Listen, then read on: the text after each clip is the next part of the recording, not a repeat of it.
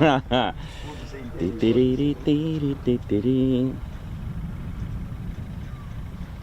ride, ladies and teddy bears. Welcome to Ted HQ, Ted Coningsby channel, live here at Ted HQ. How we doing? Hope we're all good and well. We're back at Ted time, and I hope we're feeling well. It's going to be a little bit of a quiet start to the morning, although it's gone now. It's now midday, so we're just going to wait to see what we're going to get. They're on nights, but there is a potential practice display and anything else that happens here at Ted HQ. But it gives me a chance to talk a little bit about the avionics of the aircraft, a little bit about the history as well. But you know how it is when you talk about history, you know what happens. Planes start coming out, so that's all good. So plenty of Typhoons out on the main ASP. Ted Coningsby channel, running things sweet and neat. You know how it is. We have checked in the base. We don't just rack up and stack up. We have made contact. They know we're here, so all is good. We are in the official viewing car park of RAF Coningsby, which was once part of the original base, and of course no longer, but it's RAF Coningsby's Ted Coningsby channel here. You know how it is. Now then, will we get Nath and his wonderful third practice display at 500 feet. It's time to get buzzing, and we can talk about the aircraft and how it all works. RAF Coningsby home to 5 Typhoon squadrons. Oh yes, 5 different Typhoon squadrons. C-29 squadron here, which is an operational conversion unit. That, my friends, ladies, gents, teddy bears, this is the schooling and training of the junior pilots here at RAF Coningsby. This is where it happens before they go to frontline. So the pilot that is professional, already got their wings from RAF Valley, would have last flown the Hawk T2, and the career path to become a frontline on a fighter aircraft. If the aircraft was going to be the F-35B for their career path, then they would go to RAF Marham and fly with an operational conversion unit number 207. Now, interestingly, 207 Squadron, who are the operational conversion unit on the F-35B, are both a conversion unit for the Royal Navy and the Royal Air Force. But, however, if it's the Typhoon that they're tuned to, they will come to RAF Coningsby and fly and train with a 29 Squadron. And we'll talk a little bit about 29 Squadron, because it's not just about the pilot training, also the armourers get trained here. Everything to do with the Typhoon, it all happens here. And the way they've turned things around now, you can get a Typhoon pilot trained, fully qualified in just 3 to 4 months now, whereas before it was over 6 months. So a good turnaround to get frontline Typhoon pilots. Next up, we'll talk about number 12 Squadron. Now, they are they're the latest squadron that arrived here in 2020. They stood back up, and 12 Squadron have a long reputation in history with World War II and so on, which again, it's something we can go into a lost airfields with them. I've got one on my mind that wasn't too far away from here, near Lincoln, with the Lancasters, number 12 Squadron. Now, they're a joint Qatari Emiri Air Force Squadron and the Royal Air Force Squadron. They fly the Typhoon, of course, with the interest of Qatar purchasing and wanting to be trained on the Typhoon as part of their Air Force inventory. We have RAF Leeming, which acts like an RAF Valley for the Qatari Emiri Air Force. It's number 11 Squadron of the Qatari Emiri Air Force that train on the Hawk Mark 167 here and fly with number 12. There we go. How good is that, eh? Next up, we've got 41 Squadron, the Test and Evaluation Squadron, with many of you having the motto as one of your favourites, Seek and Destroy. It's a great motto, right? Now, 41 Squadron, their HQ is actually at Waddington, and they are a Test and Evaluation Squadron. They will test the latest and greatest software, equipment, ordnance, weapon systems and weapons itself, and report back and literally evaluate it. Now, there are fully experienced Typhoon pilots that are on 41 Squadron. Next 2 squadrons we're going to mention are the frontline combat ready squadrons. They are number 3 Fighter Squadron nicknamed cockatrice, because they are, or were indeed, the first to fly heavier than air aircraft. And that was back in the days of the RFC, Royal Flying Corps. Next up, we got number 11 Fighter Squadron. Now, they're the world's oldest dedicated fighter squadron. They've retained that fighter role since 1915, ladies, gents, and teddy bears. Oh, yeah. So that is the Typhoon squadrons here at Coningsby. There is another Typhoon base as well, of course. That's at Lossiemouth in Scotland. Now, this is what's classed as a QRA station. It's home to policing, QRA. This is QRA station number 2, south, and we have one in the north, QRA station 1 north, which is RAF Lossiemouth, again with their various squadrons there as well. It's also home to the Bbmf, which has been their home since 1976, and flying various aircraft, historic aircraft, Spitfires, Hurricanes, Lancaster, and a Dakota C-47, along with 2 de Havilland Chipmunks as well, which are used for training and recce. There's also a T6 Harvard, which is here. Now, it's usually, well, the aircraft, the T6 Harvard is part of the Rolls-Royce Heritage flight, I think it is, and it's actually been flown in by an ex-Bbmf pilot, Mark Discombe, known as Disco, and he's brought the T6 Harvard here, and it's a really important last stage for the pilot to complete their training onto the Bbmf. So it's the T6 Harvard to complete that final stage. So we could see it. We do get to catch it every year, which is quite nice to see, and you know, myself learning all the different aspects of all the training parts of the, whether it's Typhoon or Bbmf. The T6 Harvard is here. I've seen it parked up around the back. It was out getting fueled up, and it was nice to see that, really, and nice that Mark Disco is still flying, and he's believe he's part of the Rolls-Royce Heritage flight, and he does fly. You would have probably seen him fly last year, especially in the Spitfire PR Mark 19 of the Rolls-Royce Heritage flight as well. So that's awesome stuff, right? You know it is. So yeah, the Typhoon, home to many squadrons here. Not forgetting 1435 flight at Mount Pleasant at in the Falkland Islands. You know it is. Here we go. So 29 squadron. This is the main ASP. That's going to start off a little bit slow today, but there we go. There's 41 squadron markings. The Seek and Destroy, very prominent markings there. How we doing? How we're feeling? Hope we're all good. Ted, where are you, mate? Let's get Ted on the scene.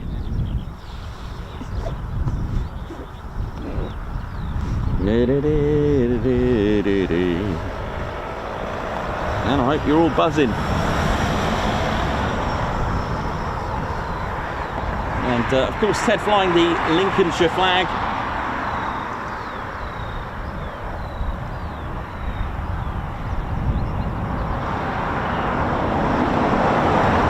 With a bus drive past there now. Oh, I hope we're all good, ladies, gents, teddy bears. Hope we're all buzzing, and hopefully going to catch a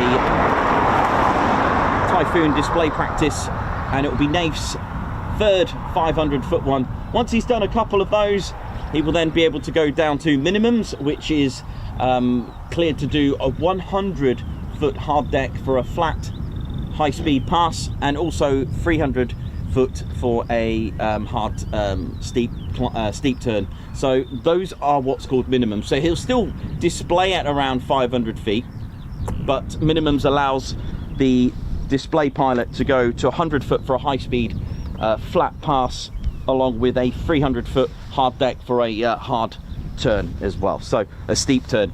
So all is good here. We're just awaiting for the movement to begin. So between sort of 1:30 and 1 o'clock, we could be expecting to see Nafe completely tearing up the skies there and now. But anything can happen. They are on nights this week, as we've said. Usually they have Fridays off. So we'll speak about tomorrow. So we won't be here all night, of course, because tomorrow I have to get up very, very, very early. Very early indeed, to be giving you RAF Lakenheath action.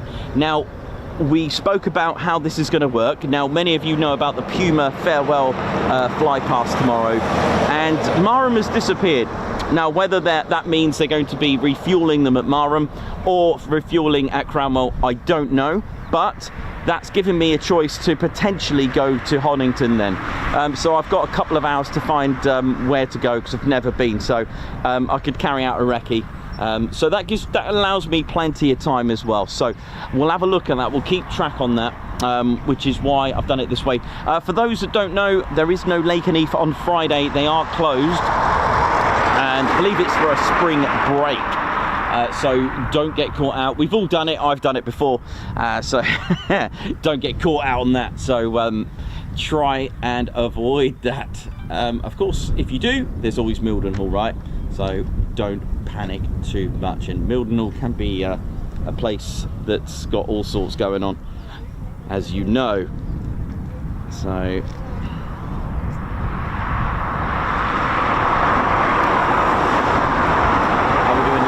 Teddy Bears, hope we're all well and feeling good, and welcome to another Ted Coningsby show. Again, a place for all our community to have the same interests and have fun, and loving the fact that you're all waiting there patiently on our live chats there, just heading off and doing your thing, which is basically sums up the style of the Ted Coningsby channel. The way, you know, if you remember Fairford, we were waiting for 6 hours, up in the time, but you were all there, hundreds of you, so many of you chatting away, which is brilliant. You know, that's you know, we could have a 1 minute, 10-minute stream and you'll all be buzzing, which is such a nice thing, and it's such a nice feeling for me as well that we've all come together and brought in a wonderful community to the Ted Coningsby channel.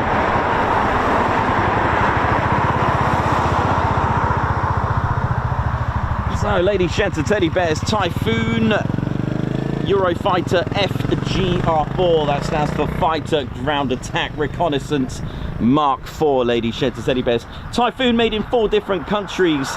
The latest and greatest model that we do have here at Coningsby is called a Tranche 3, and I can tell you what to look out for if you want to spot the difference between a Tranche 1, 2 and 3.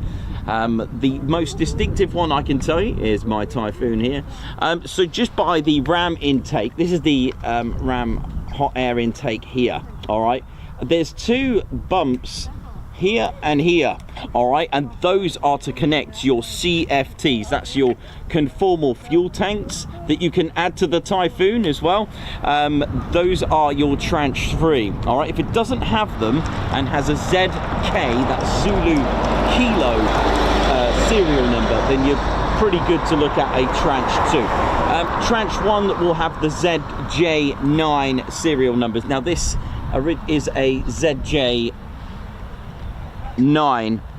serial number on it, and it's got a squadron that you may not have heard of, may not be familiar and associate Coningsby with.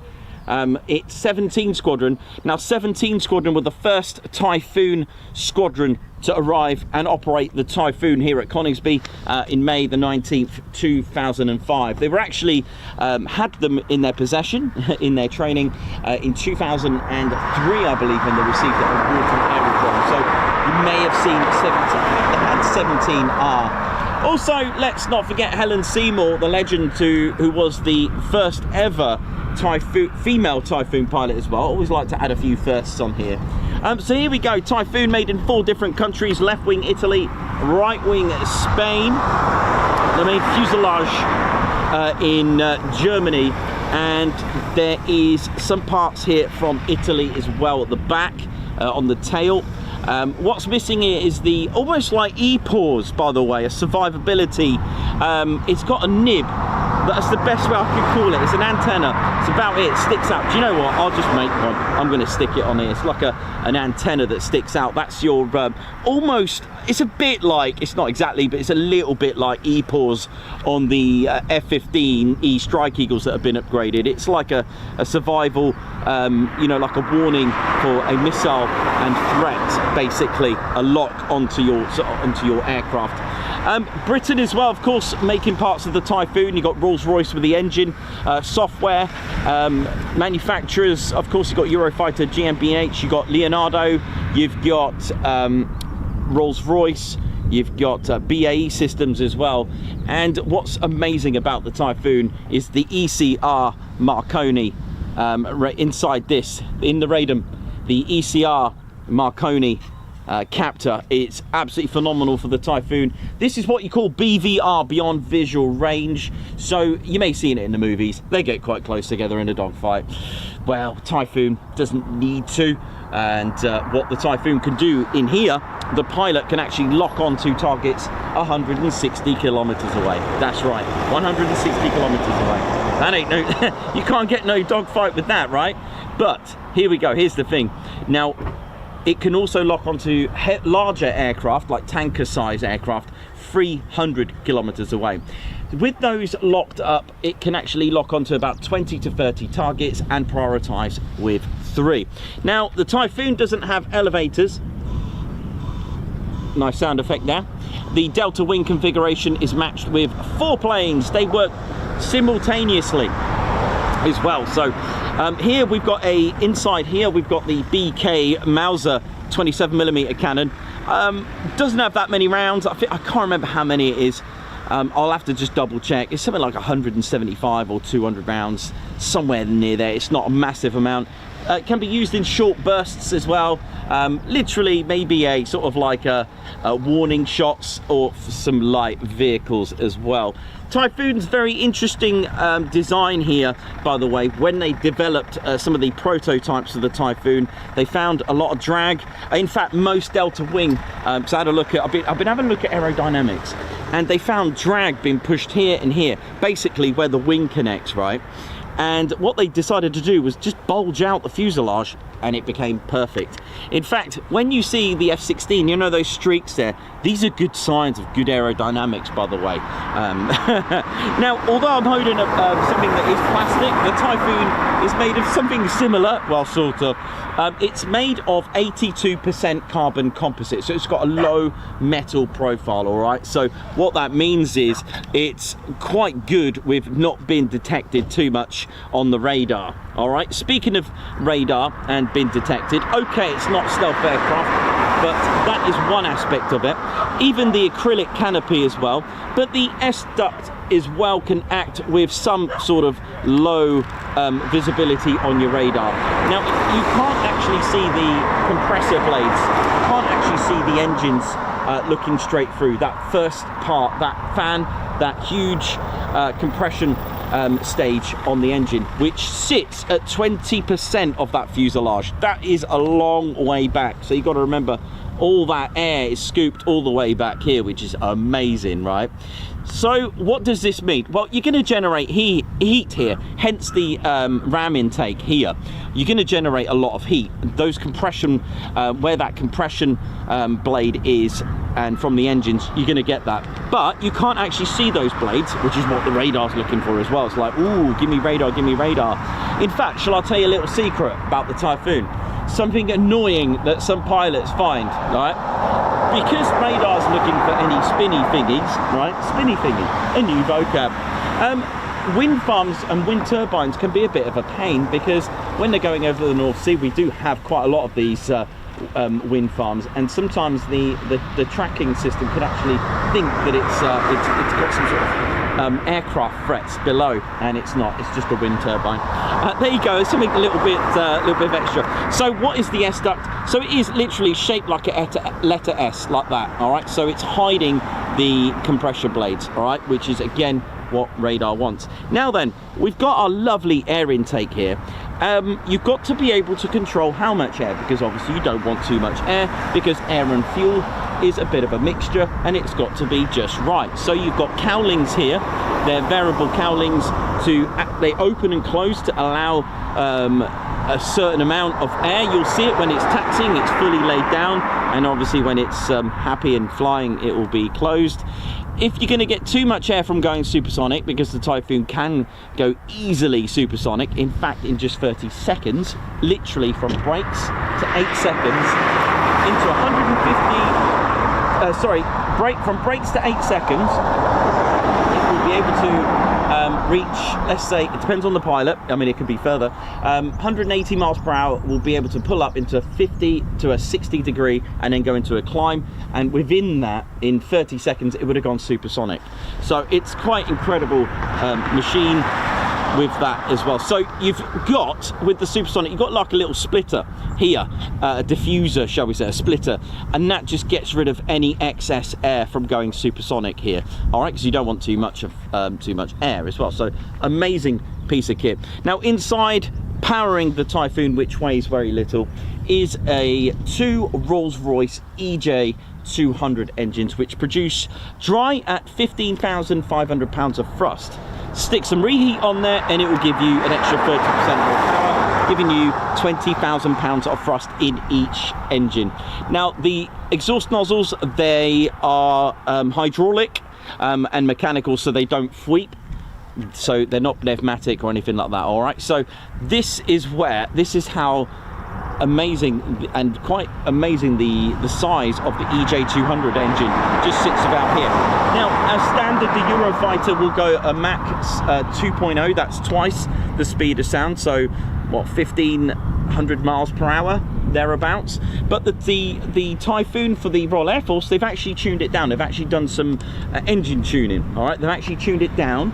They've lowered the Mach speed to Mach 1.8. Now that doesn't mean it's not very fast, or they've done something. They've actually adjusted it to make it probably more responsive, a bit like the Red Arrows, what they've done to their Ardeur 151 engine.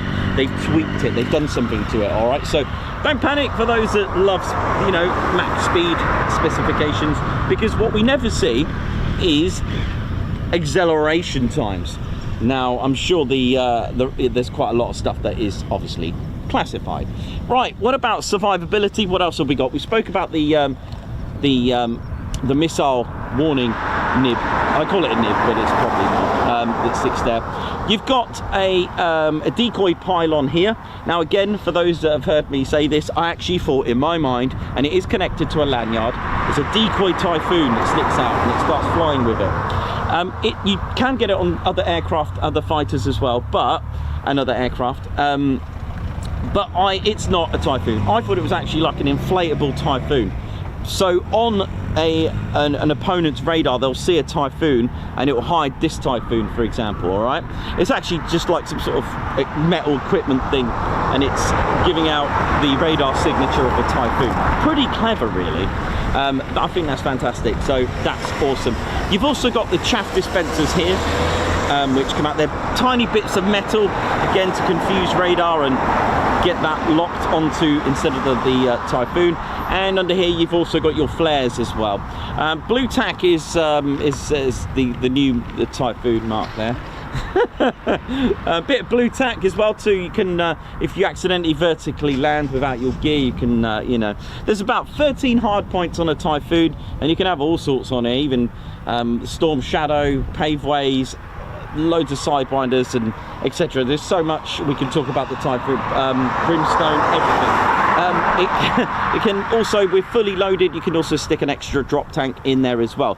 Now this is the thing with the Typhoon, because it's made very light and it's got those powerful EJ200 engines, which means you need to do a bit of ratio maths here, thrust to weight ratio. This is why the Typhoon is one of a few fighters that can actually start accelerating from takeoff into a vertical climb. You can actually accelerate vertically.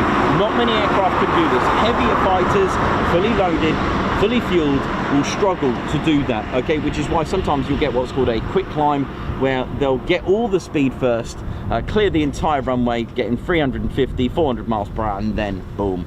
That way you're trying to beat the force of gravity nicely by doing that, whereas the Typhoon's trying to do all the hard work in just 8 seconds. Can I just reiterate, 8 seconds, which is absolutely phenomenal. You right down there? Yes, Doggy. What time's the first one going up, do you know? Don't know, I'm afraid. You don't know? No. You can count this one though.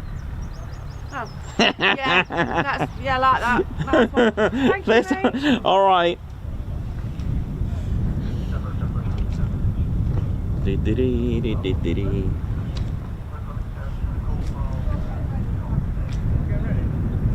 There we go. So, hope we're all enjoying that. There we go. So let's have a little look of what's going on. in the Typhoon's engine, shall we? Right, tell you what, shall I show you the pretty one first? Let's show you the pretty. So again, you've got a lightweight aircraft. Here we go, look at this. This is how it's done. Now this is my generic, and then I'll show you the EJ200. In fact, what I'll do, I'll show you, in fact, I'll make an EJ200 one of these, all right? Again, basics, just, that's how I do it. You got the air, we know where the intake is. And remember on the Typhoon, this sits all the way back, just on the 1/5, the last, you know, pretty much the last bit, tiniest bit of that fuselage. So what you get on a fighter jet engine, a turbine, or a jet engine, is you got a compressor stage. Now the Typhoon has an 8 compressor stage, 3 at low pressure and 5 at high pressure. What does this all mean? Well, the thing is, you've only got so much space here that you need to mix the air with fuel. How do you do that? The best way for me to explain it, think scuba divers. Think of that gas can, right? That gas canister with oxygen in it. It's got a lot of oxygen in it, but the thing is, how did they do that? They squeezed it in there. It's like those wonderful like adverts when they say they've just squeezed, I don't know, 26 oranges in this like 1 litre carton, right? And you think, 26 oranges? That's probably a good way for me to explain it. Now, actually, it's a good number, 26, because that is how much the Typhoon compresses that air.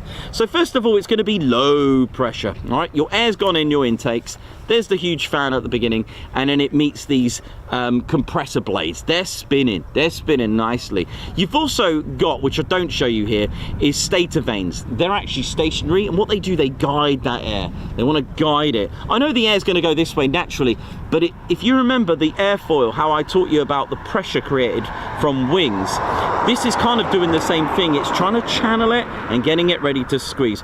Think Veruca from Charlie and the Chocolate Factory, where she got squished. What's happening at the low pressure stage? It's getting it, channeling it, and getting it ready to squeeze it, which is why all jet engines, they get narrower and narrower. In fact, if you had 1 bar of air, it's now 26. It's now squeezed at 26 times. What does that mean? Well, it allows us to get 26 times more air than what we had in the first place. So let's say we had a 1 centimetre cubed air.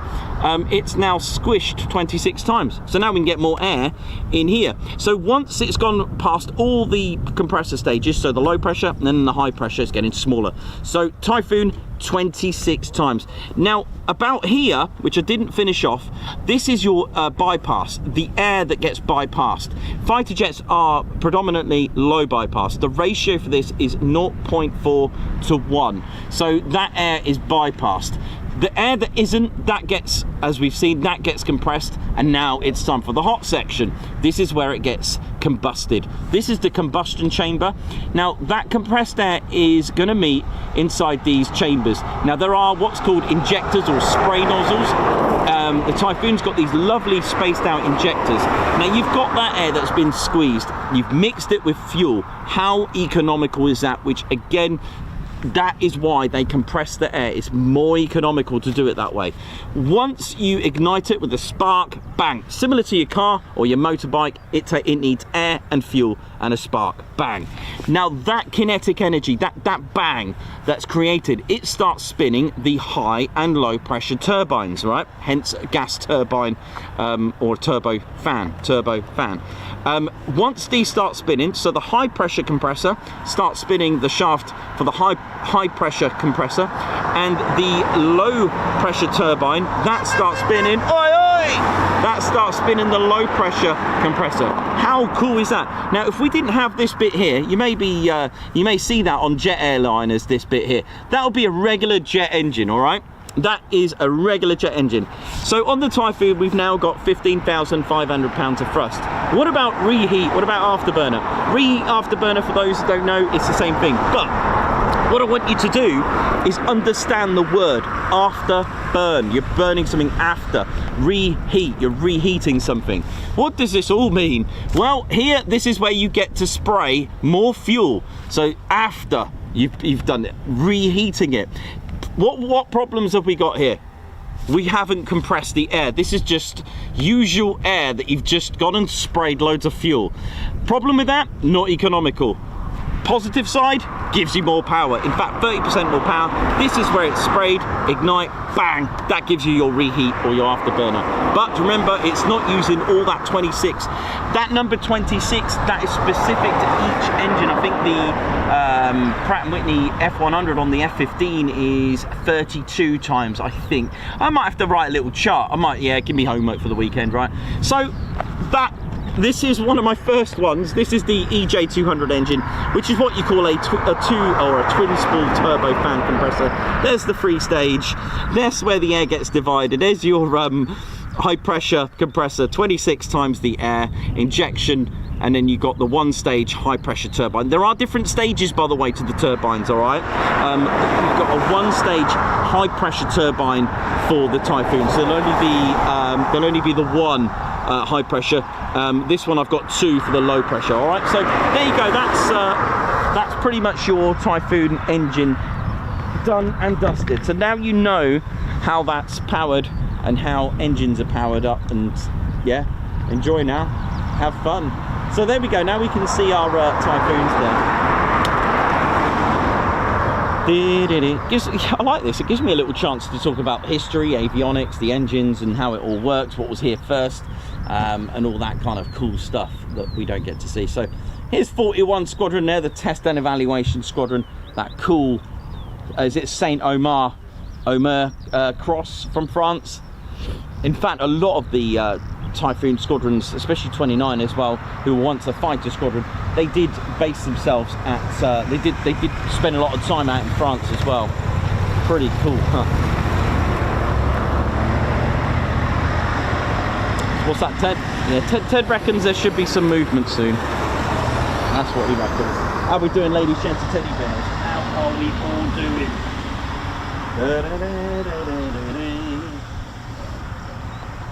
Oh, I hope you enjoyed that little talk there. How are we all doing? Hope we're well. Now, RAF Waddington doesn't have any runway caravans at the moment, and RAF Coningsby, if you remember back in the days when I used to say look out for the runway caravan, they're now both here. So you literally have to either check your scanner, use ATIS, or look at the PAPI lights, that's a good one, and do just a little bit of workings out with the wind, because obviously aircraft, they take off into the wind. That's how you find out what runway is in use. So they are using runway 25. They will be coming towards us. I hope we're all good, ladies, gents, and teddy bears. How we all doing? And I hope you're all well. It's certainly been a good one. And of course, RAF Coningsby's history stems back all the way to its opening on the 4th of November 1940.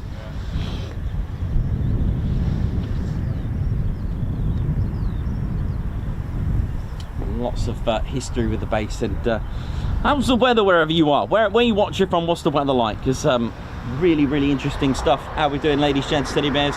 Here's a few little bonus things that I learned when I was at Kirkby. Don't forget, in quiet days like this, you can always go to the check out the Bbmf Battle of Britain Memorial Flight. Get yourself a hangar tour. I think it's about £11.50, £11 for a hangar tour. My name's Nikos, cameraman and commentator of your one and only Ted Conning. Oh, Ted, sorry, I pressed the wrong button. He may have gone dark. It went dark all of a sudden, didn't it? There we go. Let's have a couple of things that I learned about the. Hello, look at this about the Lancaster. All right, let's have a little talk about the Lancaster. Now, when I first started doing this, I thought the Lancaster was the only bomber in my head I could think of World War II. But of course, as you know, with history, as I've learned it a lot, I've discovered that there are so many more bombers of World War II. But here's some cool things that I've been discovering, which I will share to you because I'm not sure when I'll be able to discuss them with you. But let's have a little look at this Lancaster. There's something different about it, isn't it? Here's a couple of things. Now, I'll tell you what we'll do. We'll talk about the weather as I brought it up. Now, those of the United States Army Air Forces, they were going to, well, I don't think they had a choice in the matter themselves, but where they were being deployed during World War II, they could have gone to the Atlantic, they could have gone to the Pacific, they could have gone to Africa, they could have gone to Mediterranean, or is it good old grey, wet, soggy Blighty? Yep. But here's something interesting that you may not know. Armourers and the ground crew, and this is a thing for all air forces, especially during World War II, and I would say so right now, and we know this, but there was this thing that pilots didn't own that aircraft. It was the ground crew's aircraft. They were just borrowing it. They were being leased it out. They were just borrowing it from the ground crew, and that was the thing. Ground crew were very attached to their aircraft. It was theirs, and you got to give credit even from then, even to what they do now. Look at all these aircraft ready to go. They didn't just get ready to go overnight.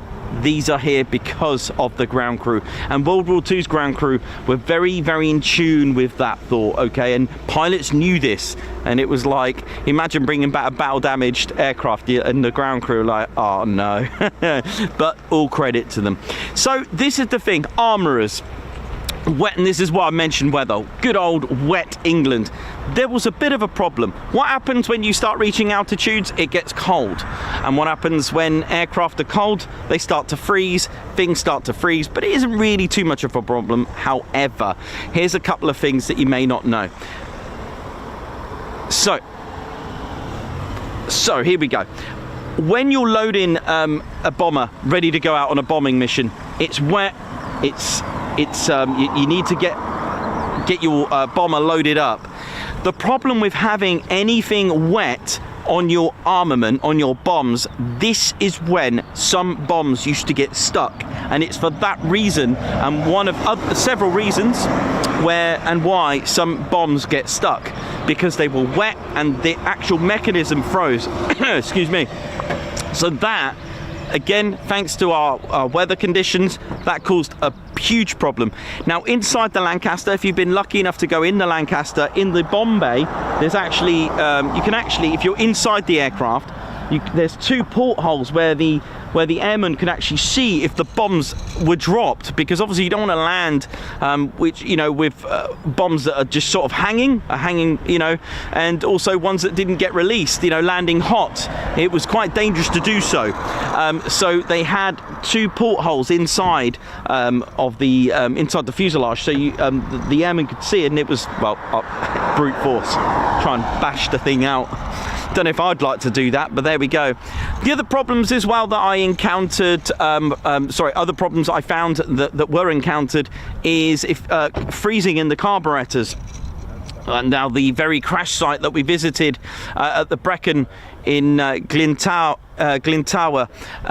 in Brecon, we discovered that the Vickers Wellington started to get icing in the carburetor because it was a wet day, and at altitudes it started to freeze, and if you got a frozen and starting to get icing in the carburetor, that would pretty much knock your engine out. The only way to cure that is to actually lower the altitude, and that is actually what the pilot did. He got clearance to do so, but unfortunately hit Carreg Goch in the Brecon, and that was the end of the crew. The other thing as well, you may notice some Lancasters that don't have a top turret, okay, and you may notice YZ, and you may notice this bomb here. Now, the top turret was removed for operational reasons. So the Dam Buster Raid, or Operation Chastise, they actually removed the top turret for some space saving to allow the heavy bomb load and the design of Barnes-Wallis. They didn't require the top turret to be on there, so they actually removed it for that very reason, to allow the bouncing barrels, the bouncing bombs to be allowed on there. So any space, any weight. Because don't forget, the heavier you start to get, the less performance you're going to get on your aircraft. Speaking of which, Alpha Juliet was the squadron markings for 617 Squadron. But look at this, Yankee Zulu was another 617 Squadron marking. Reason? They would only use that when they added this 22,000 pound bomb. Now, when I read that, I thought I made a mistake. 22,000 pound bomb? The F-35A can take an 18,000 pound bomb load. 22,000 pound on on a 4-engine, you know, Rolls-Royce Merlin engine like bomber. Seriously, 22. Yes, and it did have performance issues. You could not fly it as smoothly and bank it nicely as you would do in your standard bomb load. But they would use Yankee Zulu, by the way. If 617 or any, actually it was only 617 that used the Grand Slam. It was only Yankee Zulu would be put on there for 617 to identify that they had a Grand Slam. But £22,000 bomb is just ridiculous, isn't it?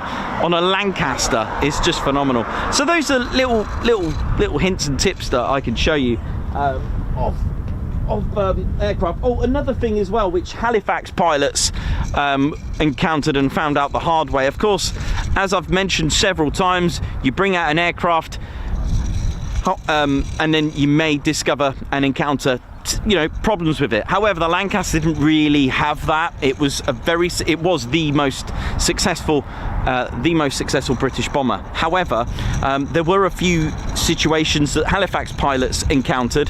You see these here, the engine exhausts here. They would create flames. Is it the Super Constellation aircraft? There was a video of it with lots of flames coming out. Can you imagine at night that you'd be sticking out like a sore thumb with that? And that is what German night fighters were looking out for, the flames coming out of the exhaust. So Halifax pilots that I've been reading about, they've discovered that was a bit of a bad thing. And if you also, when your fellow flight would get hit and flame up, that would also light up a torch for you. It will light up your whole flight as well. Again, the moonlight, we spoke about the moon, how important it is to be on your defense side, but also on your attacking side. So, you know, the moon can be your friend and your enemy if it can light you up. German night fighters would use yellow and green flares and drop flares to light up the Lancasters. But if all else was not used, it will be the flames. And they eventually put dampeners on there. There are some photos now that have a look at some old Lancasters photos. Just Jane doesn't have them, and Leader, the PA474 of the Bbmf, doesn't have them either. But there we go. They were eventually added to save the crew.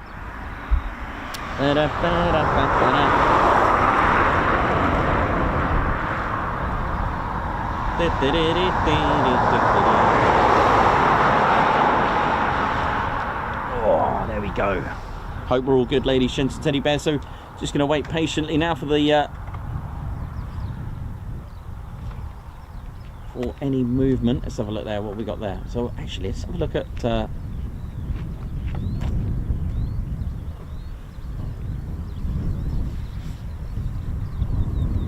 it's 311.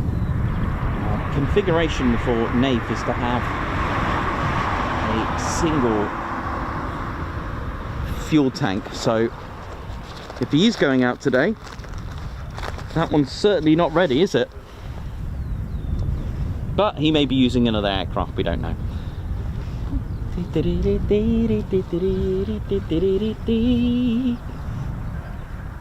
Hello? Hello?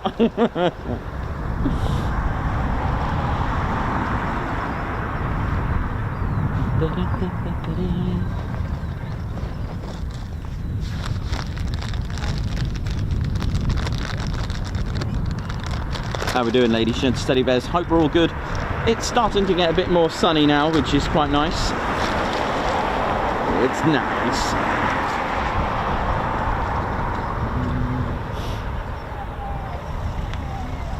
Hope we're all good, ladies, gents, and teddy bears, and enjoying the day.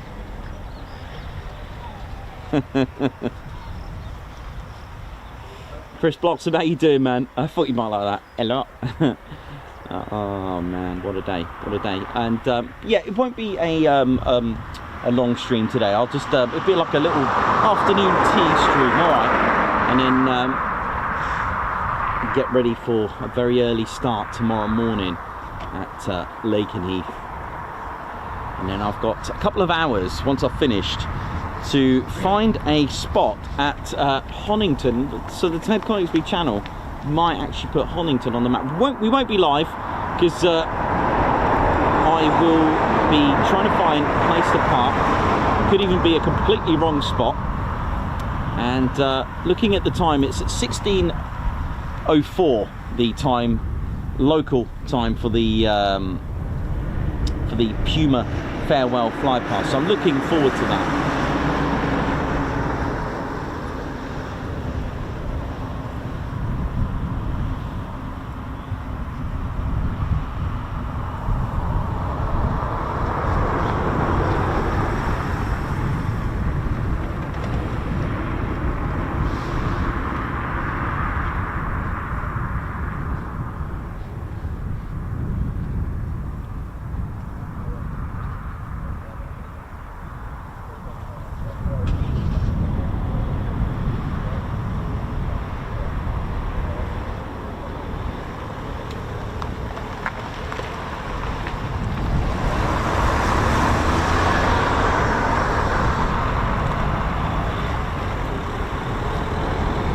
Doing, ladies, gents, teddy bears. Alan Gates, oi oi.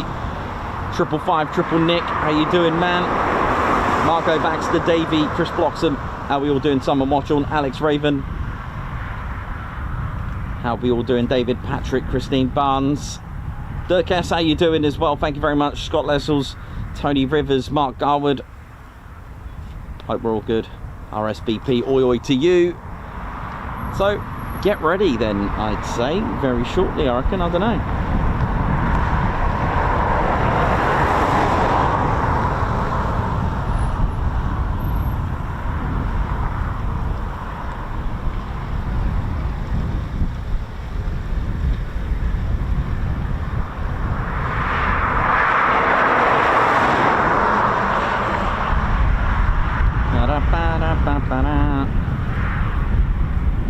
Bit windy now. Hope all good. Oh, Gary Lockton. You're testing me now then. What aircraft was it on, my friend? So a message for Gary Lockton, who's put, he's got an aircraft, a die-cast model with JG, but it does depend on what aircraft, because they did actually change the codes pre-World War II and post-World War II as well. So if you can let me know what aircraft it's from.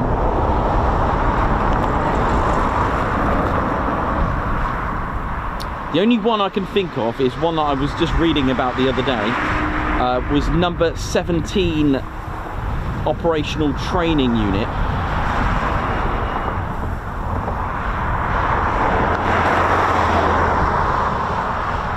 At Finningley. I wonder what aircraft that would be.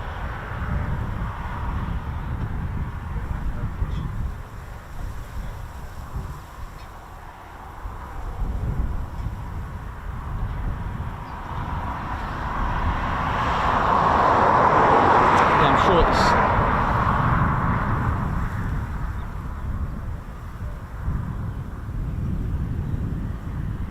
Gary Lockton. And what did you say? JG? Or is it GJ?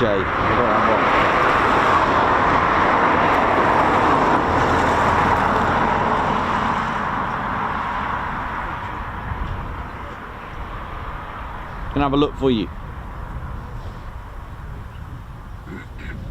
So yeah, so Lancaster with JG, Juliet Golf, right? Is that the one that you got?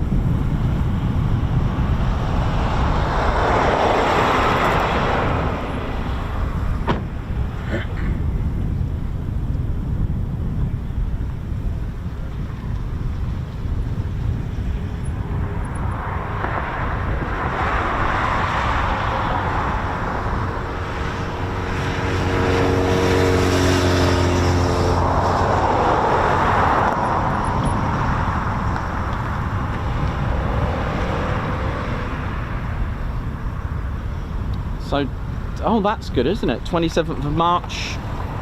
So it's, what, 30 years today, the first flight of the Typhoon. Cool. Oh, AJ. So, okay, so AJ, so the full, so that's 617 Squadron. And you'll find on that Lancaster, it doesn't have a top turret, my guess. The letter G, the third letter, was just the flight letter. So you'll have A to Z. So there'll be A, B, C, D, E, F, G, all the way to Z. All right. So AJ, that's 617 squadron for your Lancaster. I was going to say, because the JG, it was good that you put the A on there. Thanks for that.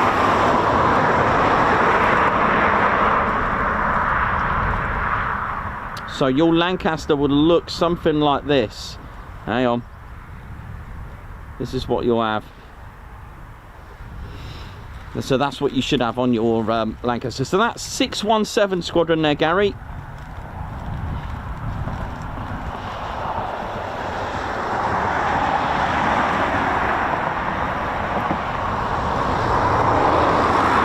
And I'm going to take a little guess. I'm wondering if it's have a look at the serial number. Have you got your Lancaster there? Because I'm gonna take a pot luck on that.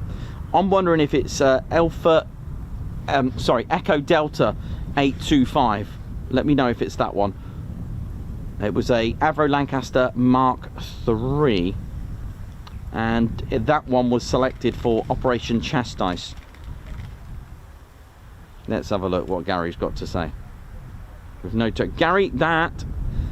So, all right, Gary, what I want you to do is to have a look at this. Let me know if you've got that.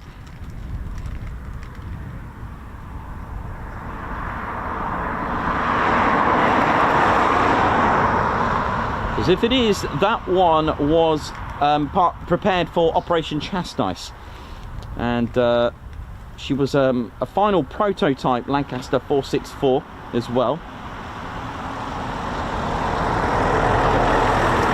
You'll find it's a Mark III. So now, Gary, if you find Alpha Juliet or AJ on your Lancasters, if you come across another one, that will be your 617 squadron.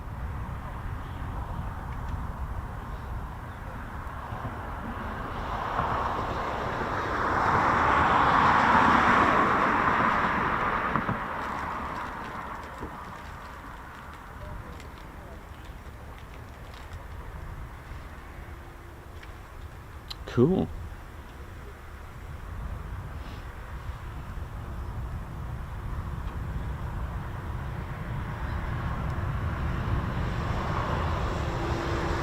How we doing, ladies, gents and teddy bears? Hope we're all good. Welcome to the Ted Coningsby channel. Oh yeah! Back here at Ted HQ, Ted's home, and it's a lovely sunny day. So just chatting about the history.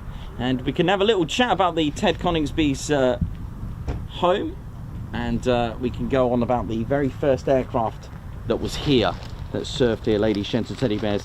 As you know, I had a little bit more research on aircraft and the plans to build the base, and plans literally stems back in the late 30s for RAF Coningsby, which was quite spectacular, really, because, you know, it's in preparation for the Second World War.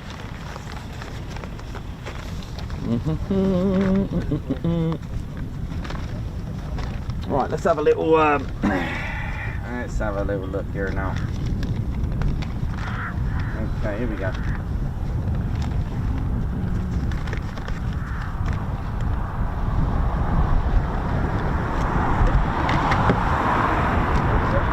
Oi, oi, how you doing? All right? Yeah, good, man.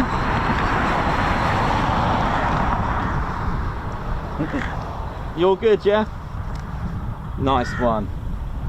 So, how we doing, ladies, gents and teddy bears? Ted Coningsby channel live here at RAF Coningsby, and welcome to the show. So, we're having a little look. Let me just, I'm just catching up with, let's have a look at Gary's Lancaster. Let me have a look.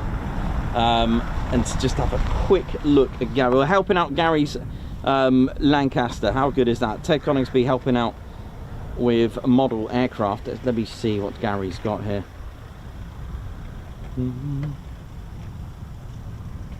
Oh, 932. Okay, cool. Nice.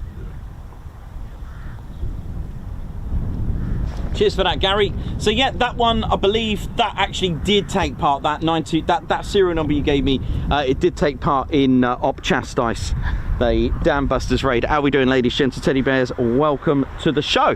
So, how we doing? How we're feeling? Hope we're all good. And as I mentioned before, the plans to build RAF Coningsby dates back to 1937. There was a lot of, I'm having a look at some of the requirements to build a base. I think it took literally 18 months to finish off an entire airfield, which is quite impressive. But plans to build it were put in place in 37, so a couple of years before the Second World War. And it was a place where, of course, you've got to have a look at the surroundings, the landscape. It's got to be, the terrain has to drain nicely, although we do get a lot of rain here. Do you know, when I read that, actually, just going off a little bit, when I read that, Upwood actually really did suffer a lot of operational delays due to the fact of really poor drainage. So I don't know what happened there. So that was quite an interesting one.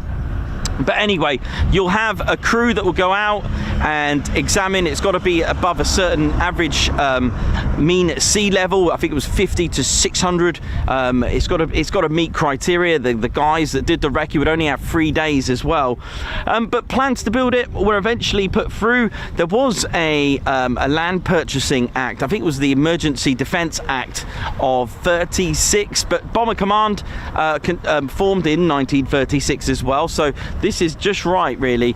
There was Fighter Command in 36, there was Coastal Command in 36, and I think 4 years ago the Flying Training Command also activated as well to produce the operational training units, the heavy glider conversion units, and all that kind of training elements of aircraft, because you do need to train your airmen and have it all organised. So, like I mentioned, Bomber Command.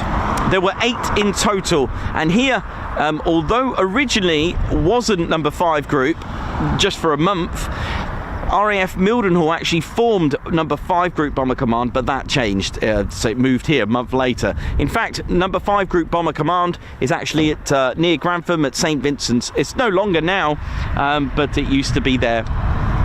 For those interested. So the base was started to be proposed and put forward. I think they began the planning in 37, 38, until it was finally opened in 1940. In fact, the 4th of November 1940. Now, again, just to reiterate, for those that don't know many bombers, these are just solely for Bomber Command through the ages. So when we think of bombers, like I said, I for one just think of the Lancaster. But in Bomber Command alone, we had the Fairey Battle, the Blenheim, Bristol Blenheim. In fact, don't forget the Bristol Blenheim was the first to carry out a sortie. It was a recce sortie. A single Blenheim actually took the very first sortie of World War II for the Royal Air Force and Bomber Command.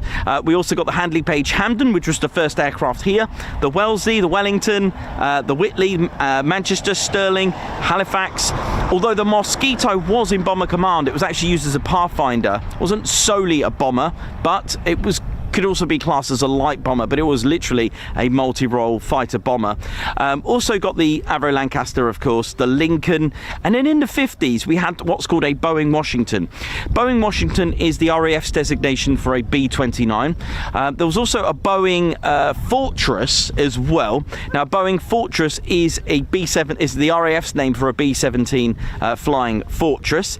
Also got the Canberra, the Valiant, the Vulcan, and finally the Victor. But this ended in 1968, Bomber Command, that is.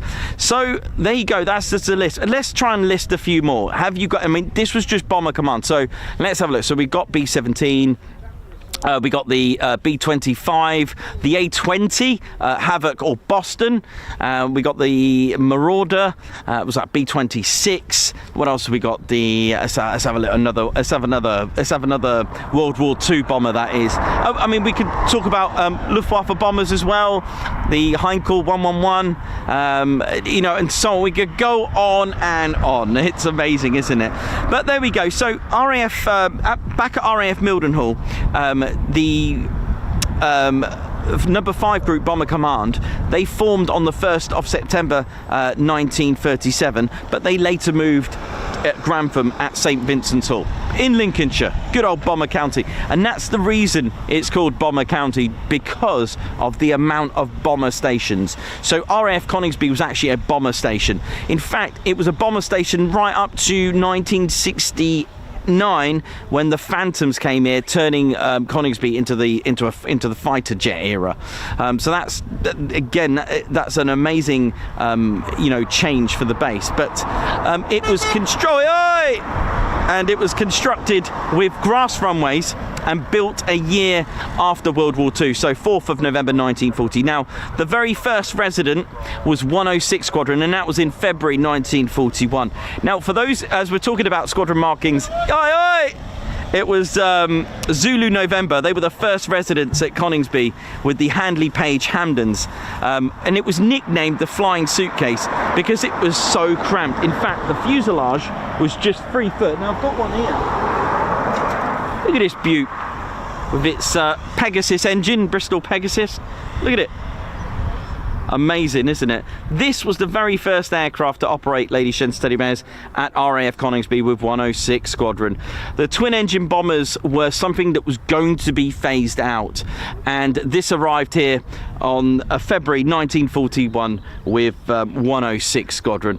A crew of 4, okay, and I believe, actually, just quickly off, I think it had, there was another name for one of these with different engines. That was the only difference. I think it was called the Handley Page Hereford, I think. I might be wrong. I know it begins with a H. I think it's like a Hereford. But it had Napier engines in there. Anyway, moving on. The problem with this beautiful little bomber was the fact that if you put, before I lose bits of aircraft, if you were to, so the pilot sits here, and the way to get in there is to fold the seat down. Should the pilot get, injured or worse, it was almost impossible to get another airman to try to fly that because of the configuration, the construction and design. Now, I mentioned about twin-engine bombers as well, and they were going to be phased out, but we'll get to that. They went, 106 Squadron actually went straight into combat. I think this was 232 miles per hour max speed, bomb load of, I think it was 4,000 pounds, I think it was. I'll have to just double check that. But it was probably classed as a light bomber, really. Quite similar looking to the Blenheim as well. It's got that sort of look about it. But they went into combat on the very next month, literally just a few weeks of their arrival, 106 Squadron. They didn't lose, I don't think they lost Hampden on the first sortie, but X3002 sadly was lost. And then so on, and they were involved in the 1000 bomber raid as well, and there were many losses here at Coningsby with 106 Squadron with the Hampdens. Many never returned. A flight of 8 on one sortie, only 4 came back. Now, Coningsby 106 Squadron, they were to be joined by another squadron as well, 97 Squadron, and they brought with them the Avro Manchester.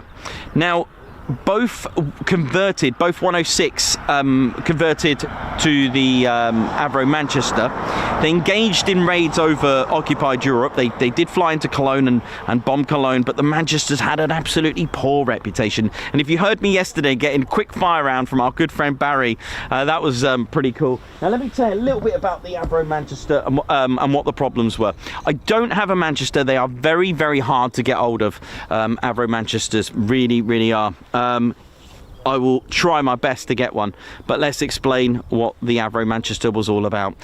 In fact, stories were even told that the 106 Squadron, they actually said, we're not using the Manchester, let's use the good old Hampden.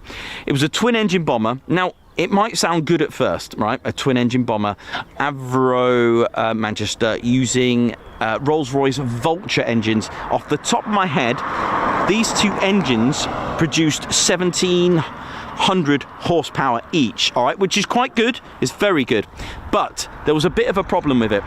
Now, twin-engine bombers were soon to be phased out because the Air Ministry thought, we need something more powerful, we need something with more speed, because otherwise we're not going to be able to cope with this. The twin-engine bomber of the Manchester, the wingspan ended about here. I think it was something like 80 foot. or thereabouts, the Manchester. So it ended here. The Mark 1 actually had 3 stabilizers. It looked like the back of it looked like this, but it had a third one. It looked like it had a stabilizer of a Vickers Wellington, but the Mark 1A, they got rid of that. And eventually it started to look like a Lancaster. However, here was the problem. There was so many raids going on in the thick of things in 1941. You can imagine 2 years into the war, things, you know, losses were getting higher and higher and higher, and they just said, just get that Manchester out there. In fact, if I remember correctly, 207 Squadron, they were the first to operate the Avro Manchester as well, by the way, who are at RAF Marham. Now, the problems with the Avro Manchester became unreliable because the ball bearings started to overheat. There was engine problems. This was the problem, the engine. And it was put into the battlefield, and so many pilots, and when I say pilots, yes, crew perished as well, but pilots, I've read so many stories of them just sacrificing themselves to save their airmen because they knew that was it. And it was a lot on the Manchester. So the 1700 horsepower on each engine just wasn't good enough, and Avro and Chadwick and his crew, they decided to put what already looked like a Lancaster. It was actually called, they had a couple of names for this. What they decided to do was add an extra 20 foot, so 10 foot either side, or 12 foot to be exact, 12 foot wingspan either side. Add 2 more engines to it, but 4 better ones. Ladies, gents, teddy bears, they stuck in 4 Rolls-Royce Merlin, I think it was Merlin 20 engines in there. Less horsepower, I think it was 1300 horsepower they had on these, but it was more reliable. In fact, the Lancaster, not many aircraft can have this title, but it looked good, it flew good. That is the difference with the Lancaster. It was perfect in every way. It was just a beauty. Now, the first 4-engine bomber, the Air Ministry proposed a design to specifications. Now, there was an aircraft that beat this in its design, was the Short Stirling bomber, but that had other issues. In fact, it was told it couldn't have that longer wingspan, which was a bit of a shame because it was a beast. It was huge. So this wasn't the first 4-engine bomber, but here we go, and it was a beaut. However, they found that the Lancaster was still not good enough in daylight raids because the Augsburg raid from just over there at RAF Waddington with 97 Squadron, when they moved from here to Woodhall Spa, which we'll talk about, and 97 Squadron at Waddington. Did I say that? Yes. And hang on a minute, hang on. No, 44 Squadron at Waddington, 97 Squadron, I was right first time, 97 Squadron at Woodhall Spa. See, I haven't been to Waddington for ages. This is what happened. So the Manchester was phased out. It was gone. And the Avro Lancaster took over, which was good.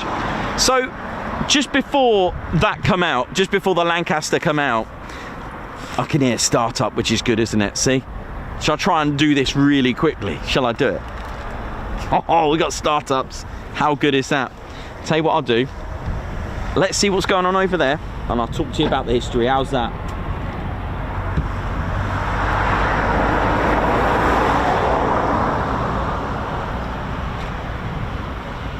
Hope you're enjoying the history as well, ladies, gents, teddy bears.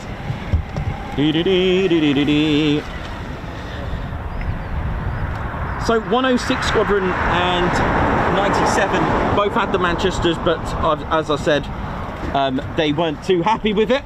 But in 1942, 106 Squadron was to have a new wing commander. Ladies, gents, teddy bears, at RAF Coningsby, did you know that the wing commander to take over 106 Squadron was Wing Commander Guy Gibson, and he took command of the squadron, increasing morale. And all they needed now was that Avro Lancaster that was soon to come. It was soon to come. Now, as we mentioned, based at Waddington, 44 Squadron, they were the ones to receive the very first batch of the new bomber. In fact, they received it on Christmas Eve, 1941. What a Christmas present. You know what to ask Santa for now.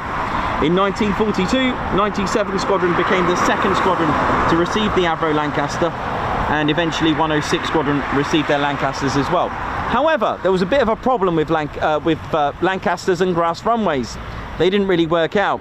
So Coningsby actually closed its runways And there was a new act and a new plan put in place from the Air Ministry that from December 1940, any new airfields going forward, they were to be designed with the hardened runways because of the introduction to heavy bombers. And the Lancaster could not fly here, so the squadrons 97, they moved. 97 went to Woodhall Spa. 106 squadron moved to Syerston, but eventually moved to RAF Metheringham due to the fact that there was a few delays opening it. But when it finally opened, ladies, gents and teddy bears, it was all good to go. Gibson got himself back into flying. He was mine laying in the Baltics, and in fact he was recognized for his fantastic achievements at Coningsby. He did 18 night sorties and 6 were consecutive, and that was with the Manchesters as well. And the squadron was improved, and he was noted by analysts, and this gave way for him to be selected for Squadron X, a very secret mission, Operation Chastise, formed at RAF Scampton, ladies, gents, teddy bears, with the help of Barnes Wallis. 617 Squadron were named.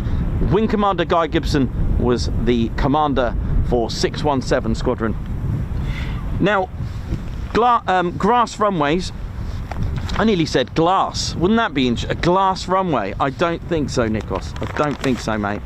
But Coningsby finally opened its runways anyway, and it formed Class A style runways. What is a Class A runway? It is a triangle runway, and in that triangle, beautiful configuration, which you've probably seen on Google Earth on an overhead shot, having a look at the construction. And what's the benefit of that? Well, you've got one main runway and 2 subsidiary smaller runways, and the point of those was to actually give you a bit of benefit in crosswinds. So aircraft are made to take off into the wind, so if you've got 6 directions of travel, that can kind of help you with crosswinds to avoid them. Also, if you came under attack and lost one of your runways or 2 of your runways, you've still got another one to operate from. So it was finally opened in September 1943. So let's welcome 617 Squadron, who actually came here. Lots of different Lancaster squadrons, so we're now a Lancaster base here. Now, on D-Day, ladies, gents and teddy bears, on D-Day, on the night, on a bright moonlight,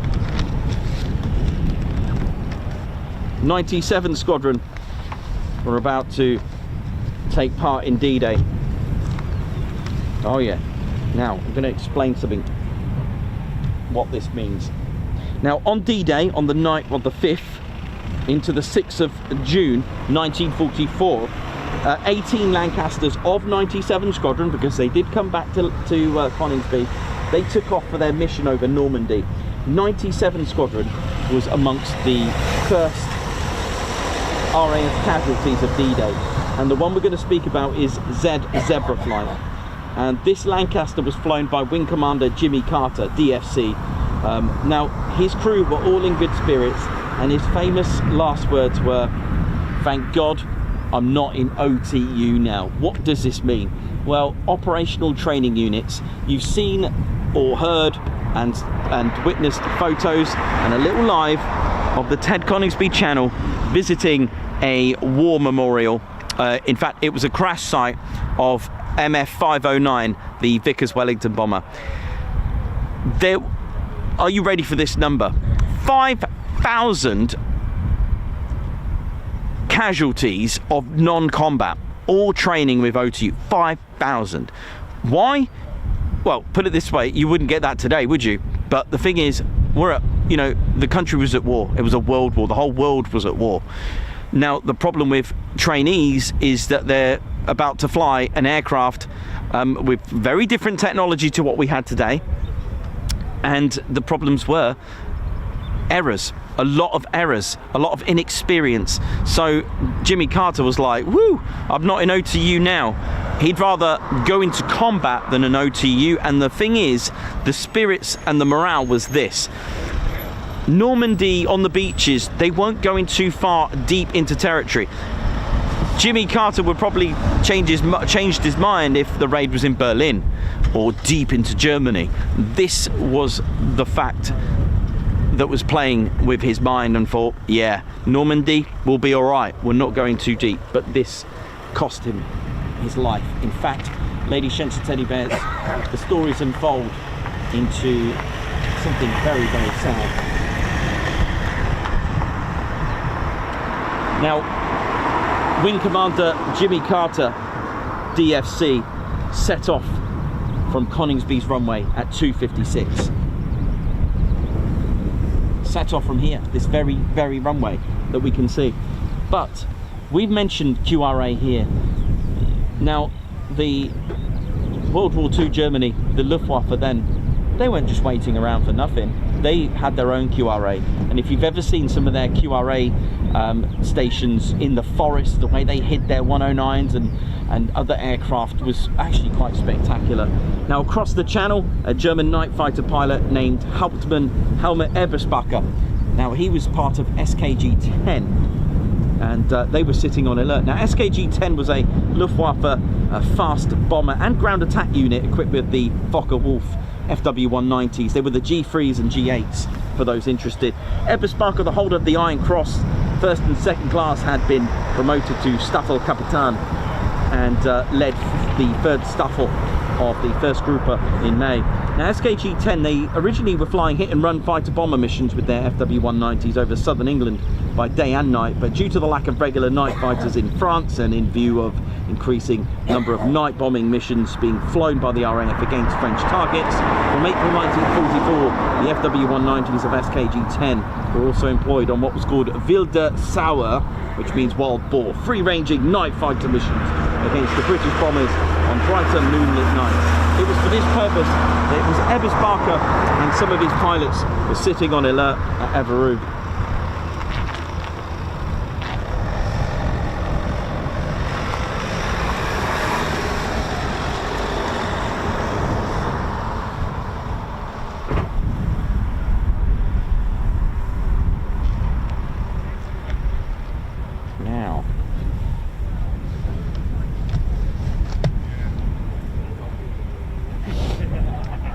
So Carter and his men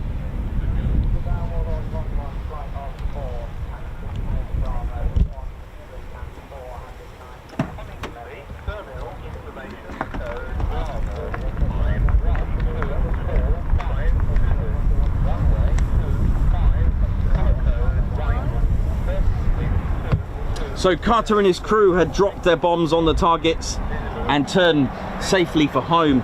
But when they were found by Eberspacher in his FW-190 shortly after 0500 hours, Eberspacher spotted several Lancasters silhouetted against the moonlit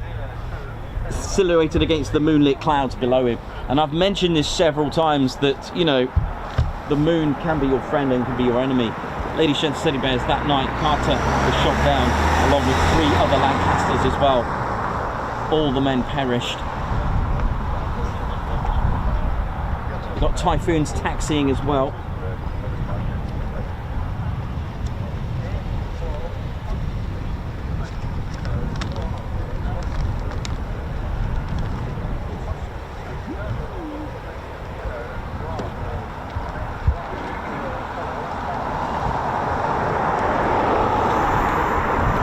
So 29 Squadron taxiing out.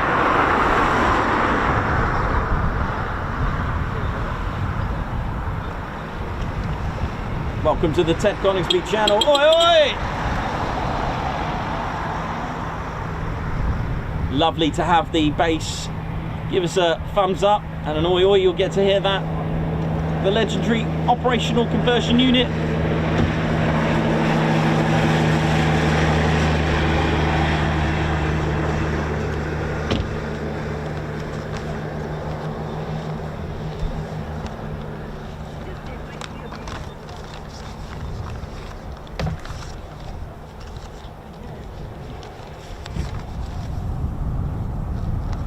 Now, just to finish up the history with Coningsby. So 44, in 1944 we started to see Mosquitoes.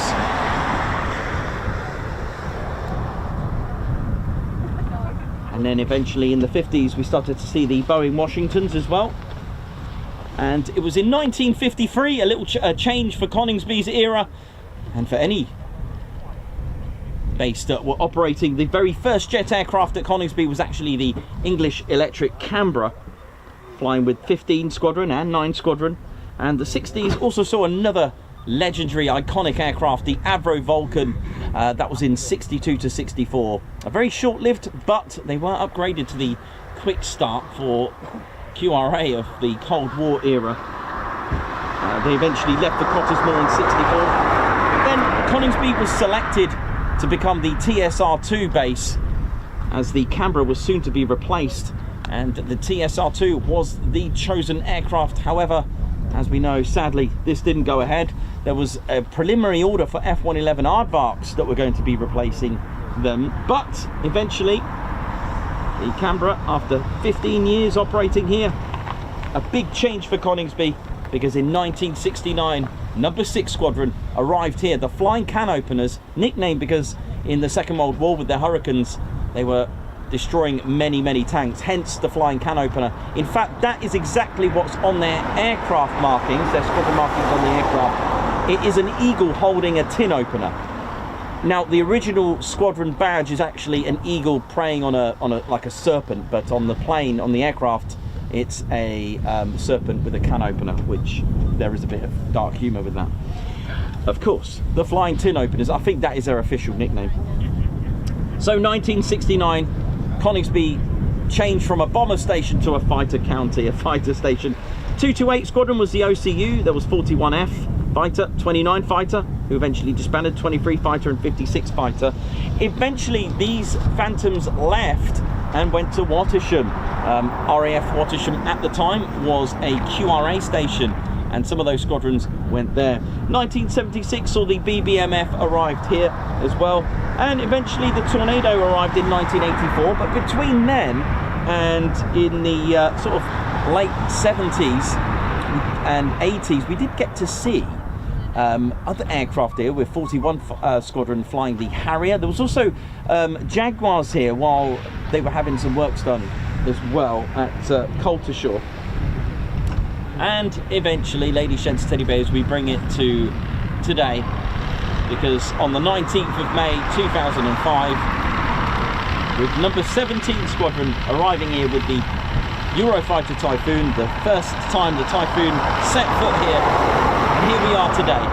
And it was number 17 that arrived, following 29 Squadron, and then eventually 3 fighter, and then 11 fighter, and then 41 Test and Evaluation Squadron arrived. They were a reserve squadron at one point, and then eventually in 2020, as near as that, number 12 Squadron arrived to become the joint Qatari Emirate Air Force and Royal Air Force Squadron, with the interests of the Typhoon. How are we doing? Welcome to the Ted Coningsby channel. Hope we're well, feeling good.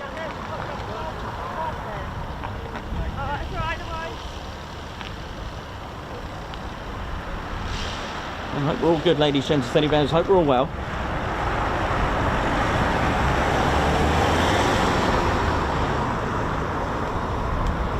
So we've got one Typhoon down there.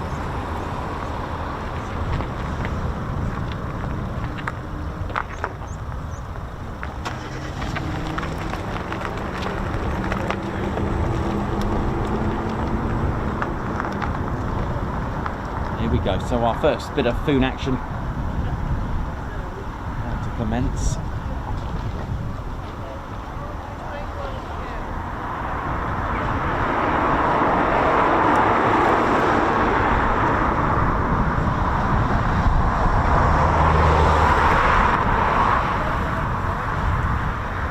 Hope we're all good, ladies, gents, teddy bears. So we do have a Bbmf aircraft out there. Just. That'd be nice, wouldn't it?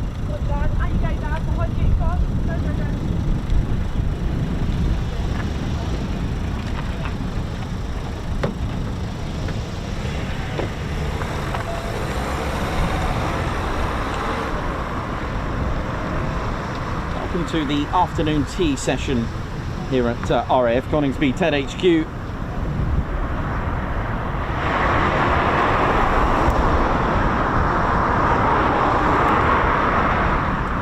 How's everyone doing? How's everyone feeling? Hope we're all good.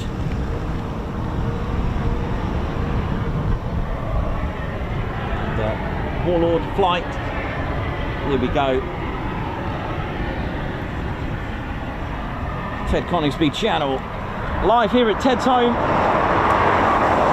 And big shout to 17 Coningsby ATC Air Cadets. Big shout to the OC Corey. How you doing, man? I'm sorry about tomorrow. I wish I could, but put me on the next one for sure. Because Ted Coningsby channel and community and myself put in a lot of time and any time for our cadets, our future generation, with our cadet talks. If you are an OC interested, just drop me a line, although it is very busy between now and sort of end of September for me, but I'll do my best to fit that in for you, no problem at all. We've done a few squadrons now, Ted and I, which is quite cool.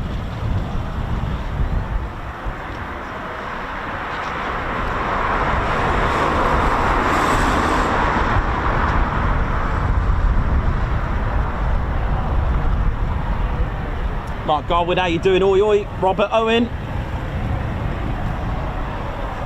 Chris Bloxham, oi oi. Davey. Paddy, Margot, Gucci Man, how you doing? Gucci Man, how you doing, man? Simon Watchorn, Edward Coates, Dave Earl, White Wizard, what up? Paul's Hijinks, how you doing as well? I haven't seen you on here for a while. Alex Raven, Robert Owen. Hope we're all good and well. Get ready. It's spoon time. Hey, how you doing? All right, man. Hang on 1 minute. I think, hang on, you need Ted in that. Can't be photoshopping him in after, innit? Right, we're good. Here we go.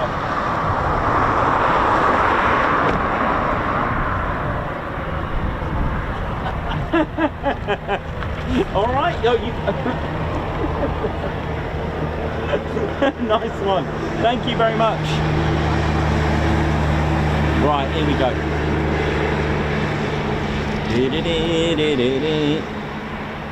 Right, a few more startups on the main ASP, that's Aircraft Servicing Platform.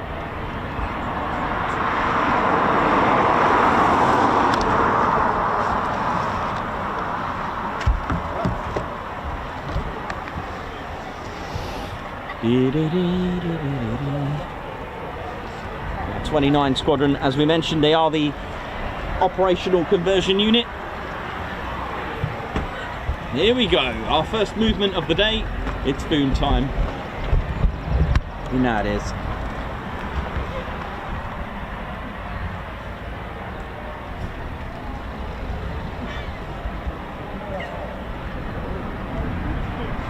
Oh, there's a few more.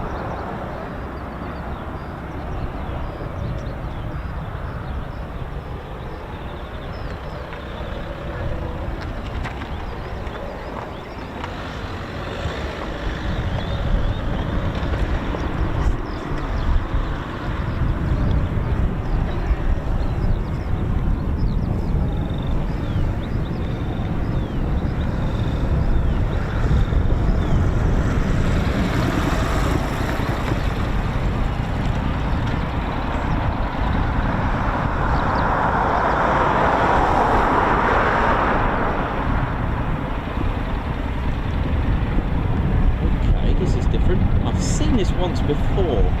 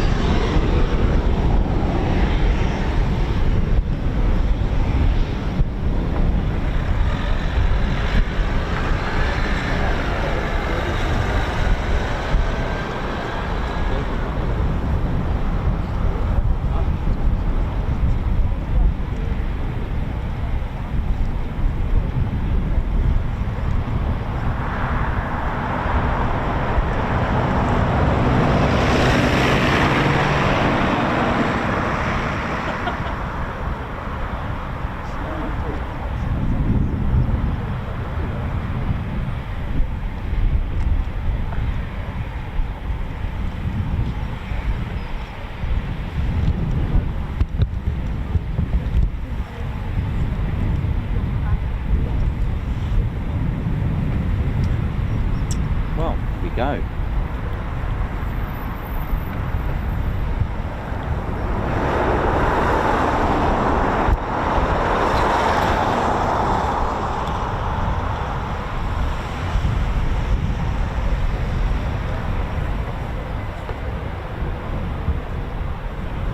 Nicknamed the Buzzards, 29 Squadron, or once a fighter squadron as well, flying legendary aircraft such as the English Electric Lightning and the Javelin as well, and the Meteor.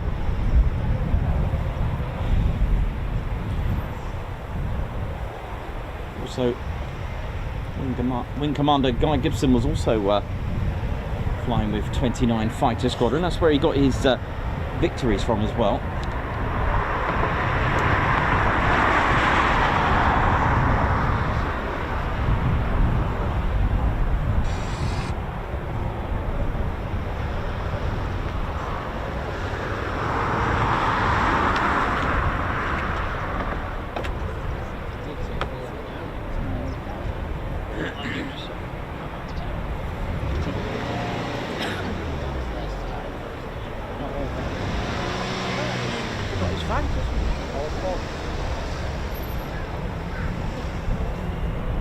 So more startups going on.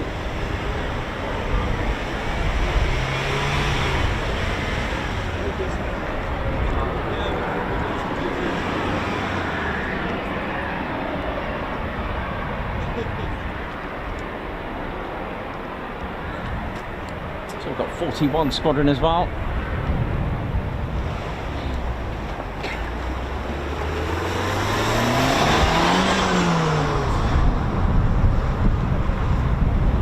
If you like me, that sounded painful to that engine.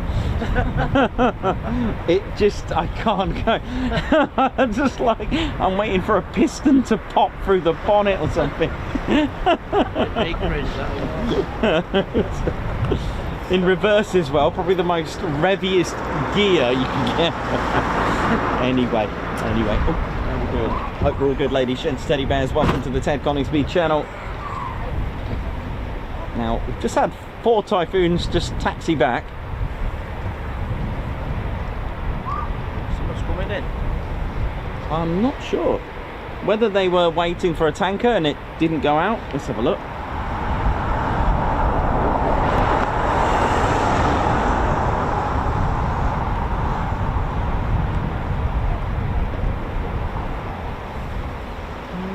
Let's have a look.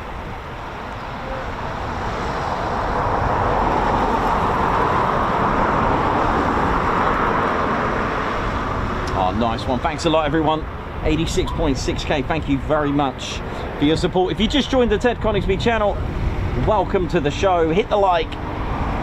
Let's give YouTube a little bit of a vibe for the good tribe. You know how it is. And if everyone likes the stream, then YouTube will probably start to think, oh, everyone likes it. Let's share it. You never know. And of course, do subscribe to your one and only Ted Coningsby channel. And if you are subscribed, make sure you hit the notification bell button and be notified of our latest and greatest live streams and videos.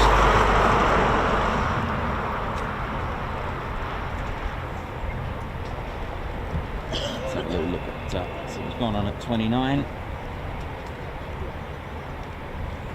Really important squadron, you know. This is, you know, a pilot would have just finished, got their wings from RAF Valley. The last aircraft was the Hawk T2, and they would not have experienced anything like the Typhoon's power. 29, for those that don't know, they're what's called an OCU, an operational conversion unit. This is where new pilots who have passed their fast check training in what's called the advanced flying training course, and the pilots would be awarded their wings. Now the pilots, after a year and a half of flying the Hawk T2 at Valley, now have a oh, yes. Here we go, PR19 Spitfire.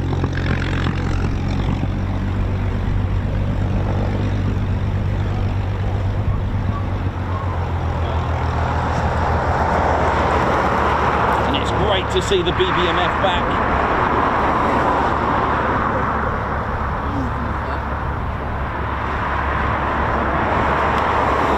Reconnaissance, Griffin-powered, 5-bladed Spitfire. What a beaut!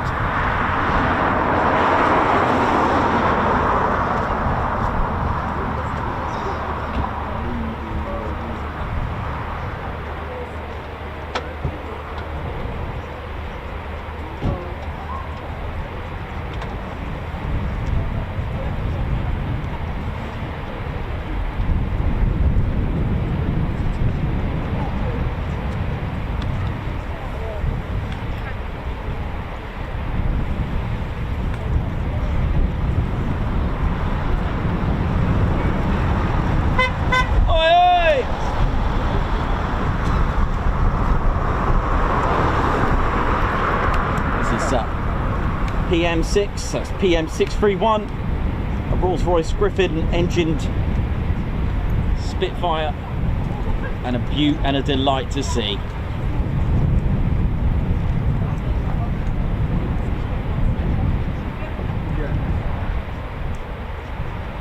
It's one of the later Mark Spitfires.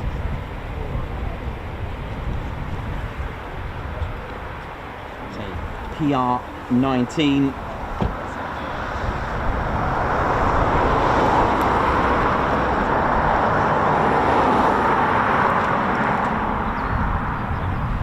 Stands as the longest serving Spitfire.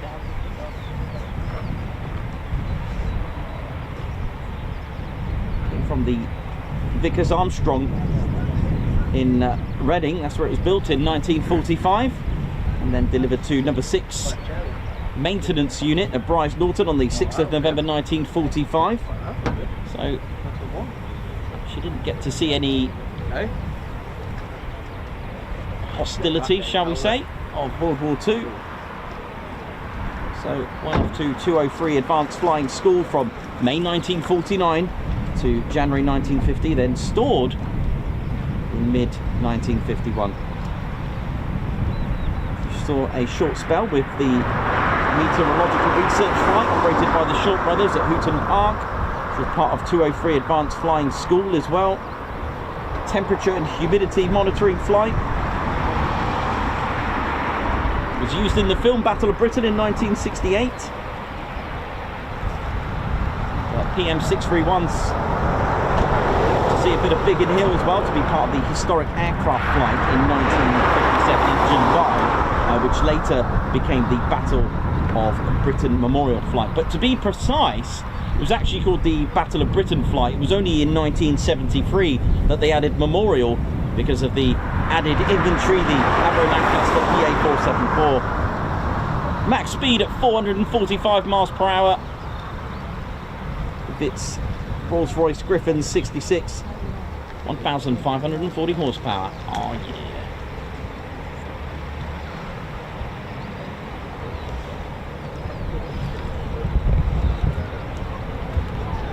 Well, there's your past and present right there. A nice shot, that.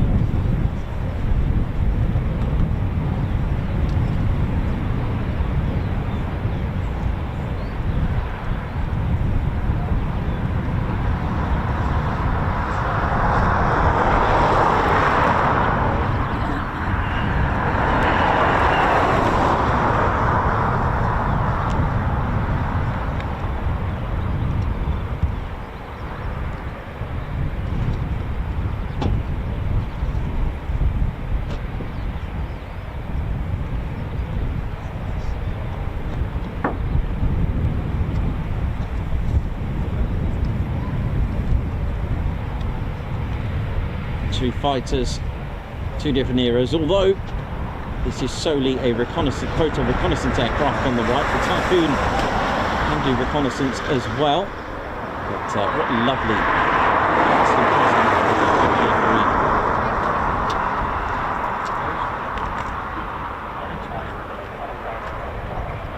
usually unarmed, the PR Spitfires, but I always like to think of Sydney Cotton when it comes to anything photo reconnaissance, flying the Lockheed 12, the Electra Junior, and I think he, for me, I feel that he innovated photo reconnaissance, modifying the innocent-looking, passenger-plane-looking Electra Junior, the Lockheed 12, and he even bought Spitfires and modified them. I feel that he was the one who did that. Worked with the MI6. I believe he was an ex-Navy pilot as well, or at least ex-Royal Navy.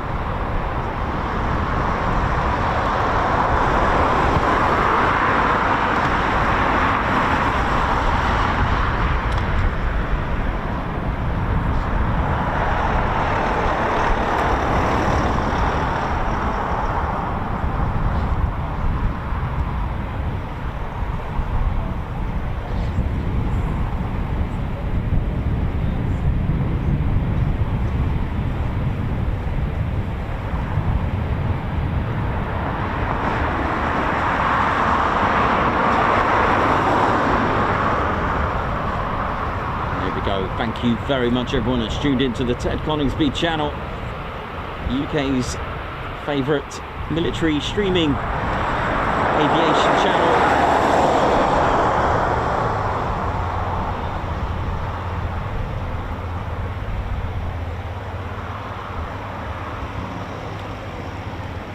Here we go.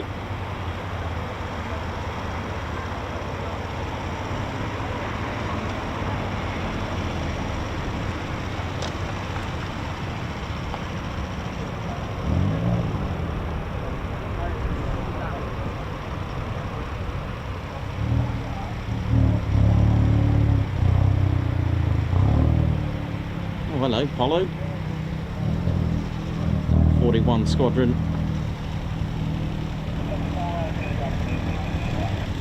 We've been serving at Coningsby with various aircraft such as the Harrier, and I think the Tornado. I'd like to say the Tornado. Correct me in the comments if I'm wrong. I'm pretty sure they flew a type of Tornado here. Perry, I know you've got a photo somewhere, mate.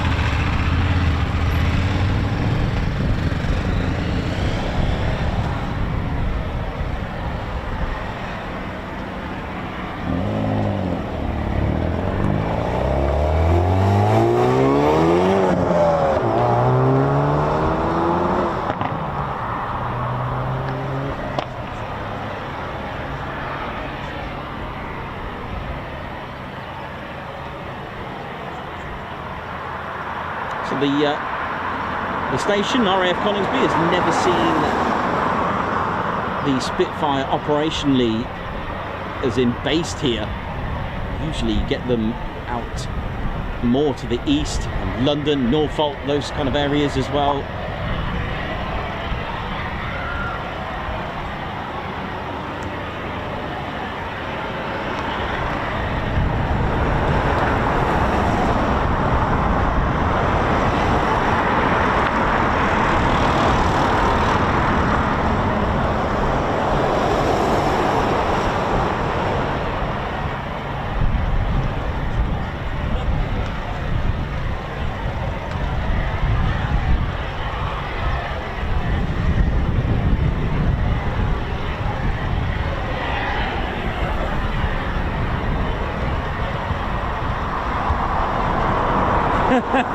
Perry, I knew you'd come back to me, man. I knew you would. Thank you. It was inevitable from her message. Yeah, F3 and GR4. Thanks, Perry. And it was here at I thought I'd seen photos.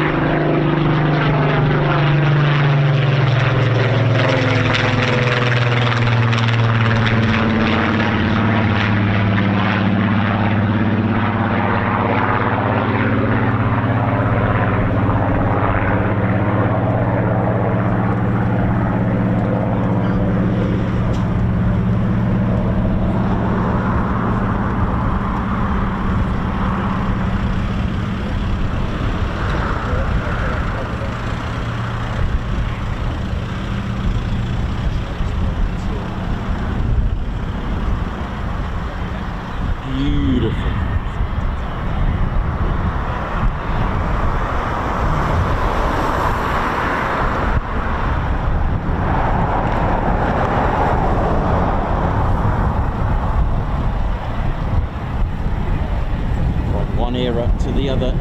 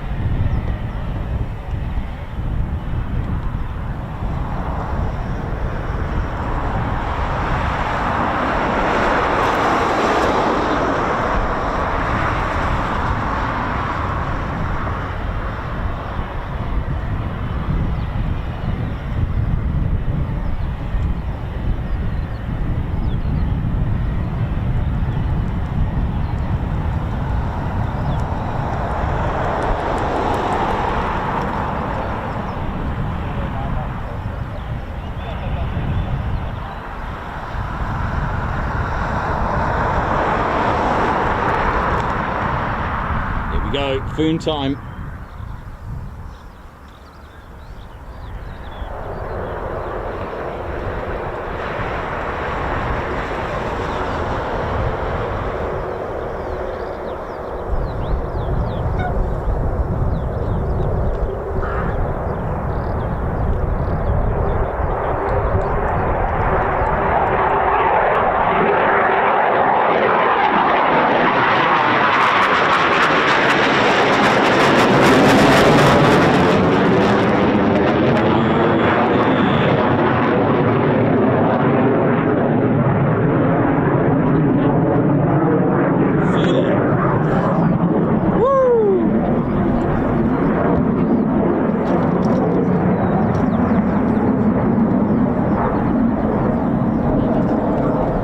Nice turnout.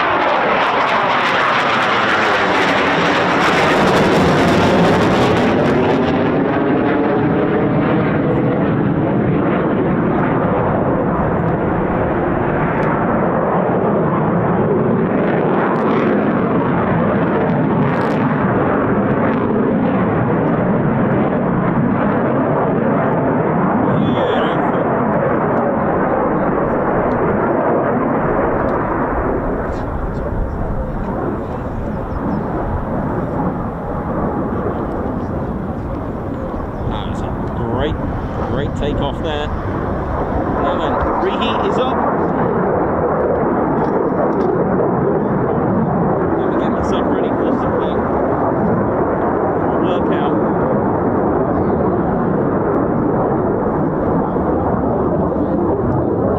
So this year's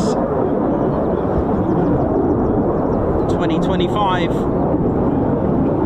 RAF Typhoon Display Pilot is Squadron Leader Nathan Scheuer, a very experienced Tornado pilot who, in fact, he has the title of being the last Tornado pilot to be trained. He has already completed 10 practice displays of the that's required of the 1500-foot hard deck.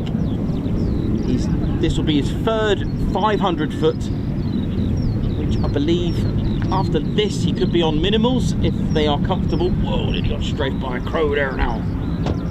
Be on minimals, which would mean, although the display is at the same height as what we'll see him today, he could lower to 100 foot for a high-speed flat pass and 300 foot for a steep climb.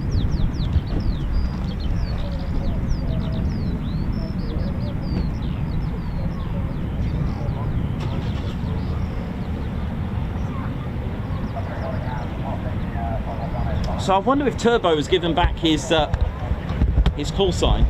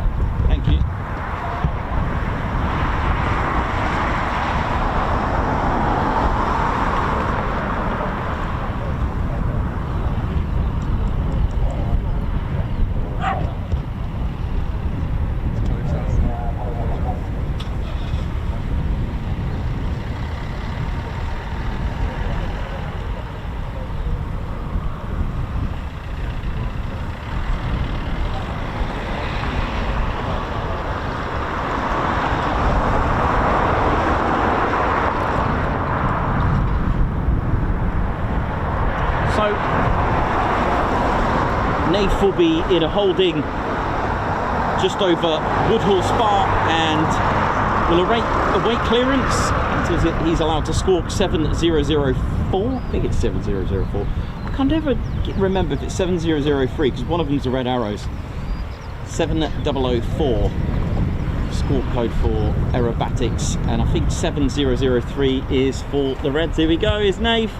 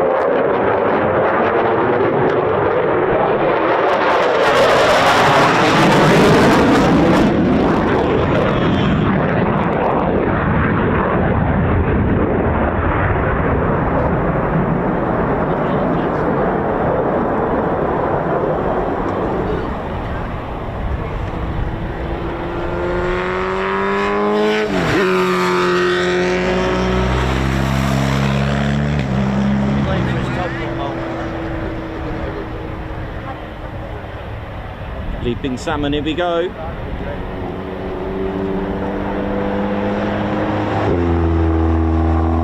Beautiful. Now let's see what that looks like.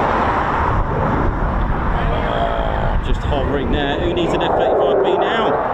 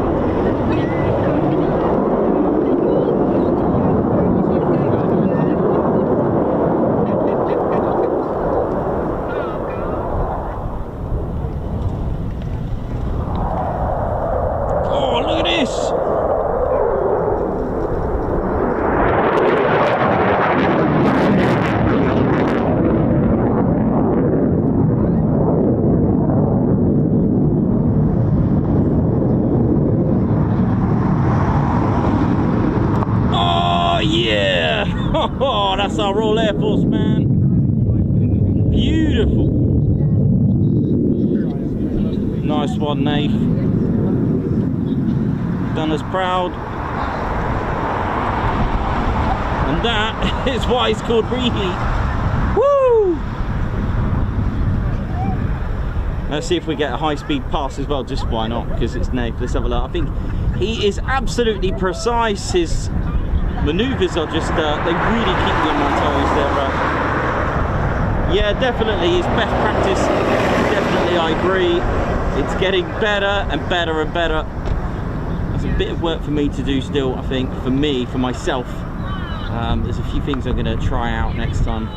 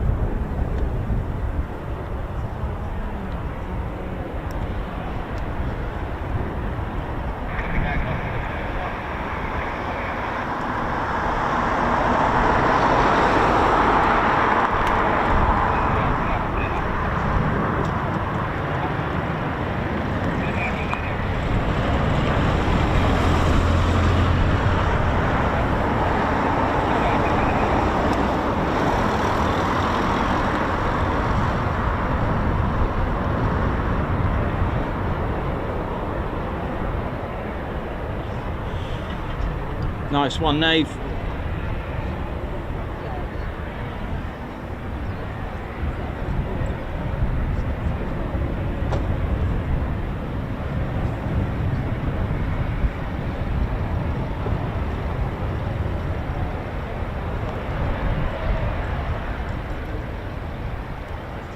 And a smooth butter landing there.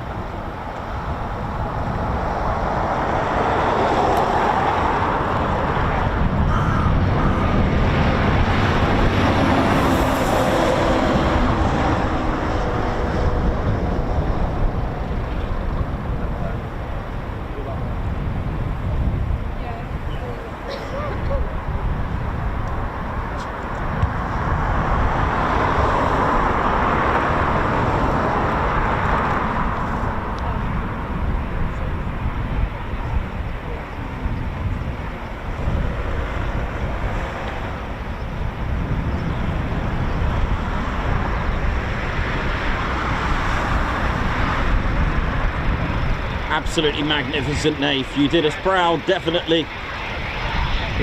So Nath definitely will be inspiring our future generation of pilots, because the next pilot we see, you know, it could be the next Typhoon display pilot. Flying a Grob, flying a Hawk, a Texan, you never know.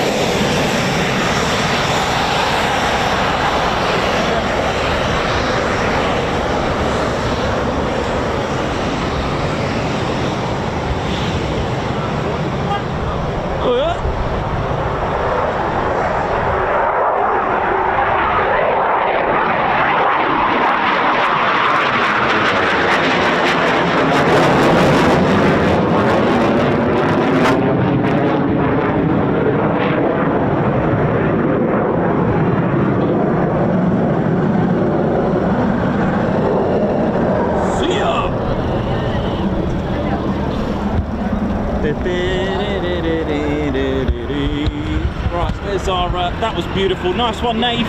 Thanks for that air brake wave as well. Oh, yeah.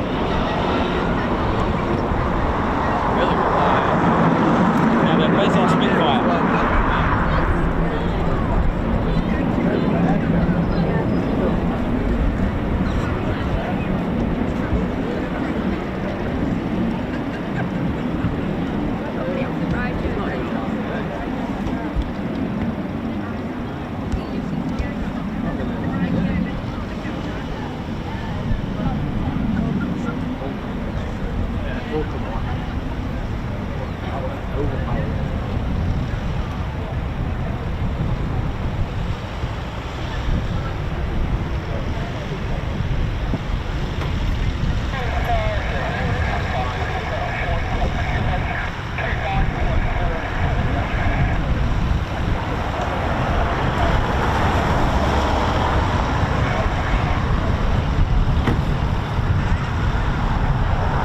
How are we all doing? I hope you all enjoyed that, ladies, gents and teddy bears. What an absolute beautiful performance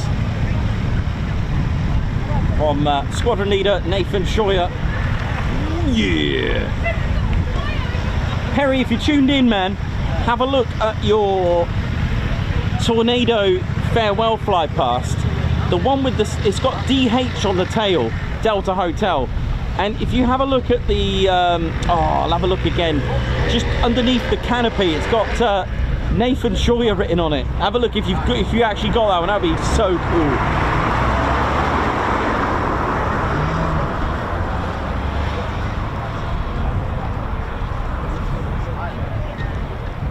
Okay, so we should get a, I think we're going to get a hanger brake.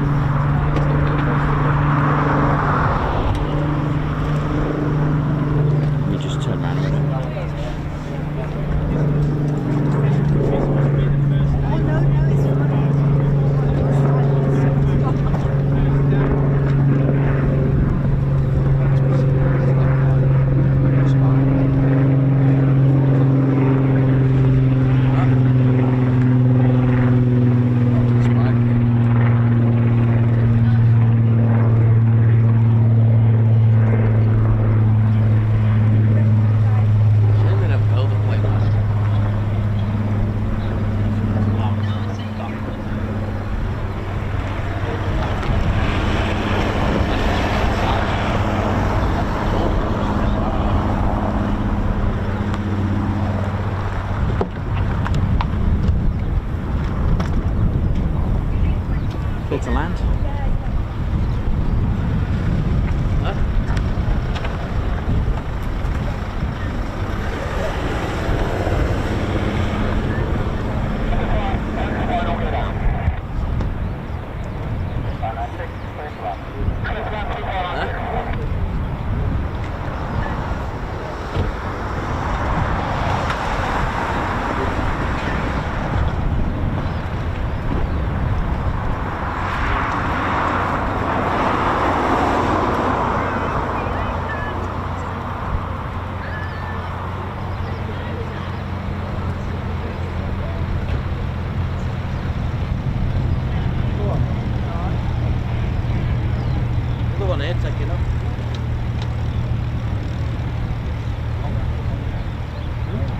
Look at this.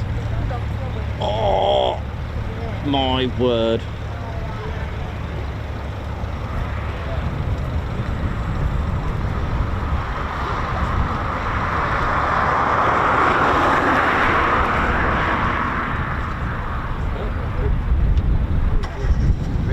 Who's watching this? This is classic Ted Coningsby. This is 322 squadron markings there.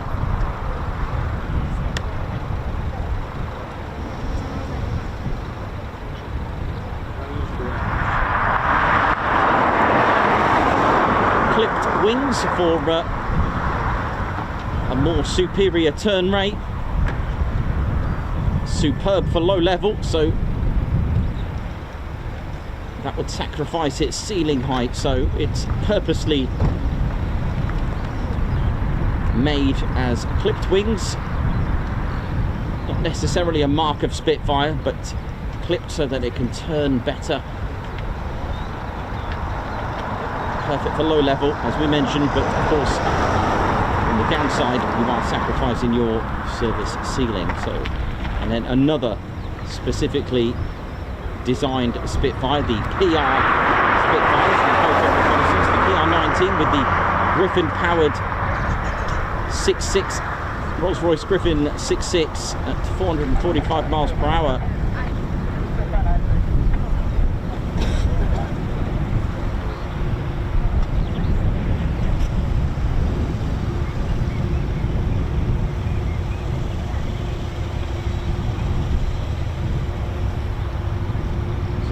Mark Long Tribute TE311. This one's PM631.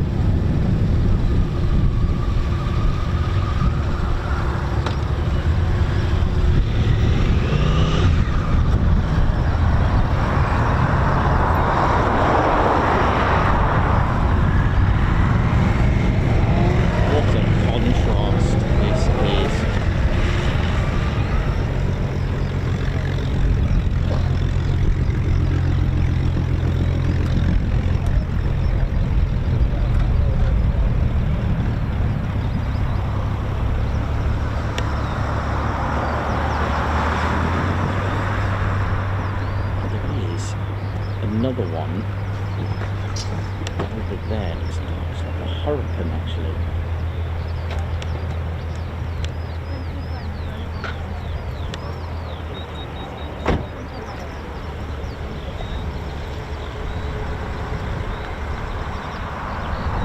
Look at that! What a beautiful, beautiful tribute to Mark Long, who sadly was lost last year.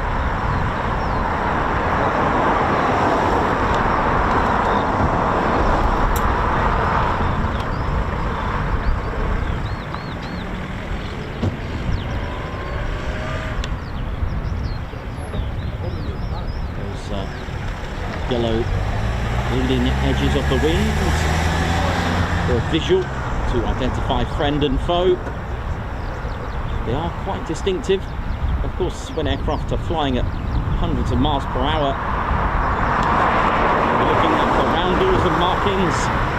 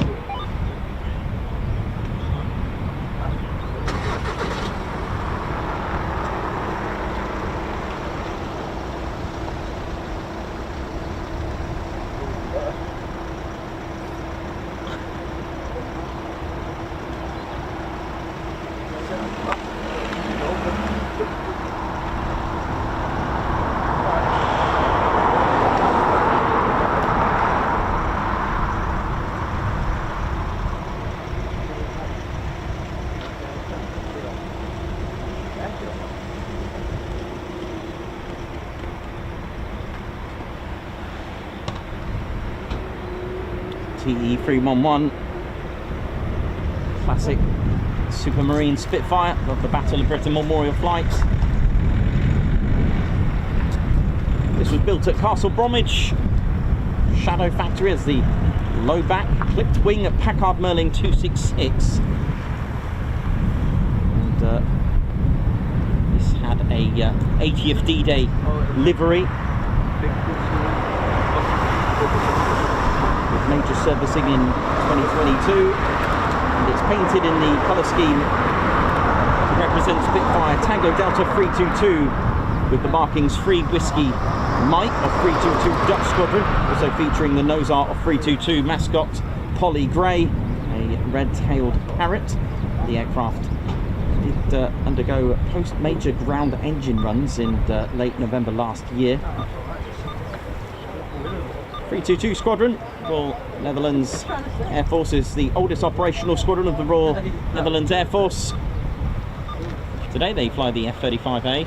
Again, what a contrast.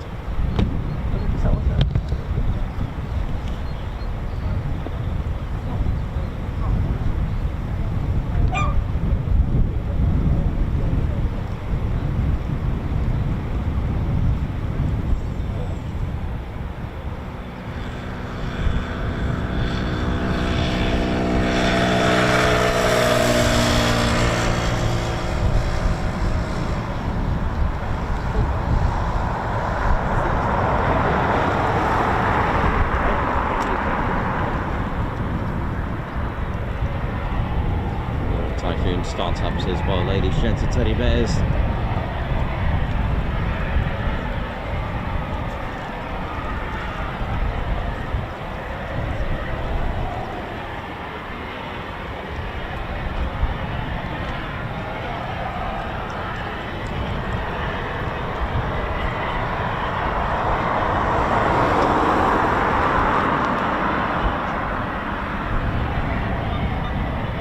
Wasn't uncommon to have numbers and letters in the squadron markings on aircraft.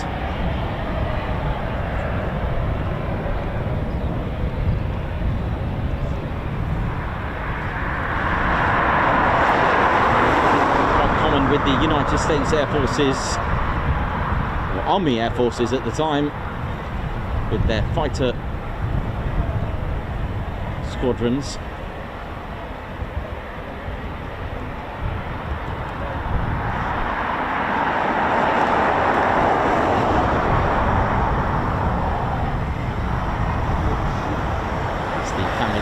Typhoon.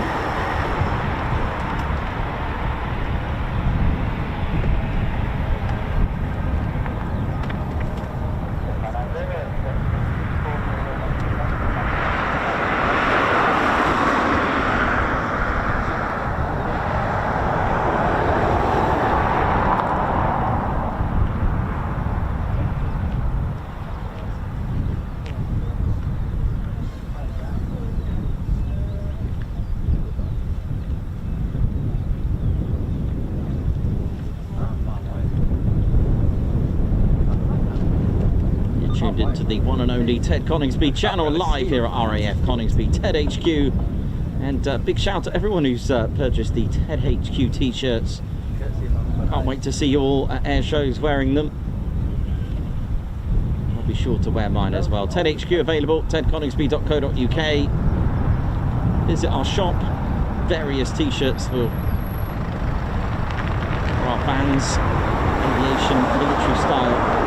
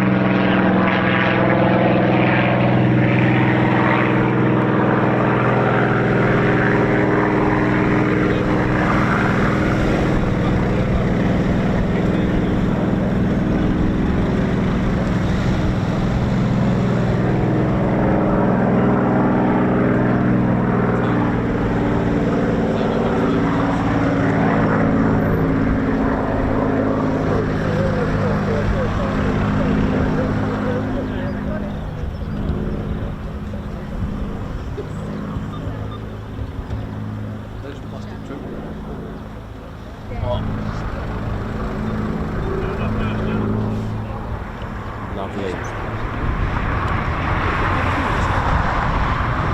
Looks like the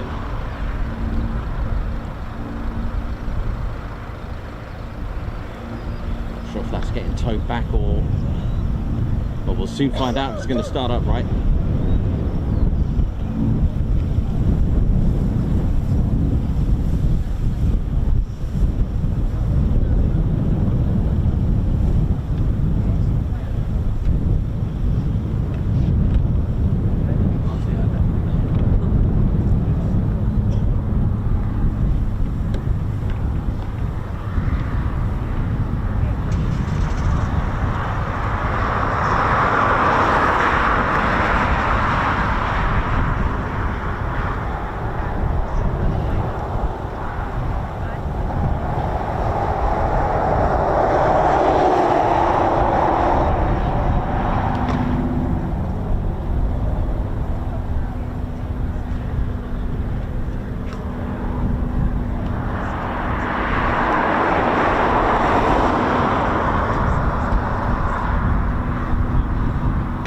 Still hear it purring. Beautiful.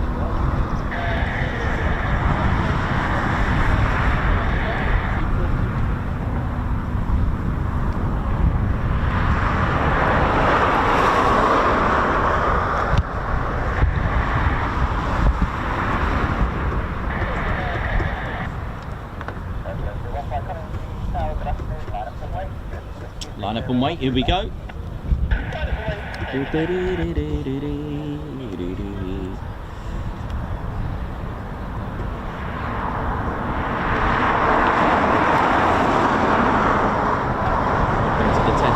Channel. Hope you're all enjoying this afternoon tea show. So we've got a family version Typhoon and a coupe, two-seater and a single-seater.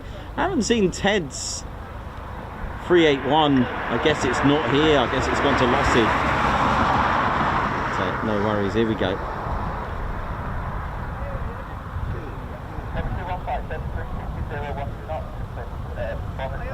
Oh, what's going on now?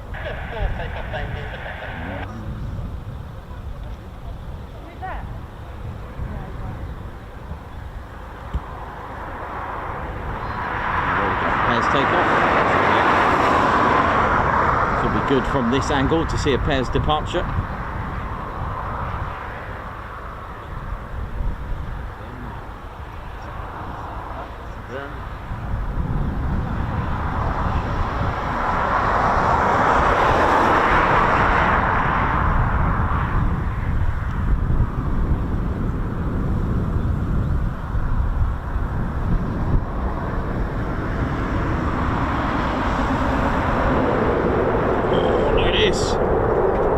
See ya!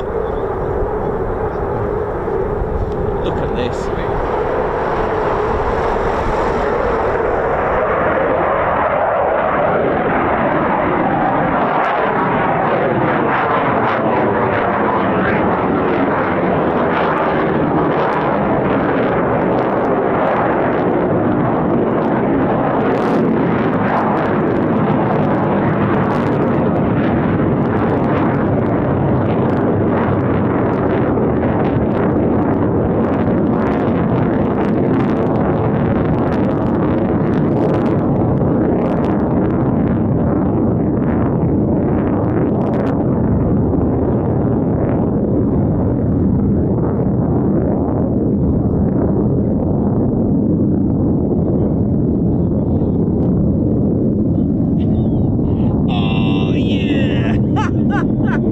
Teddy!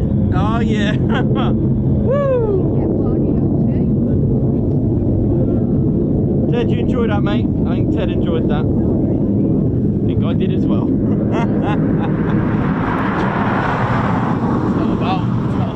Somewhere in the moon, on the moon.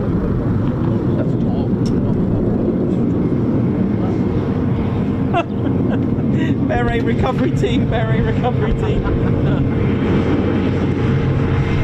Oh, thanks very much.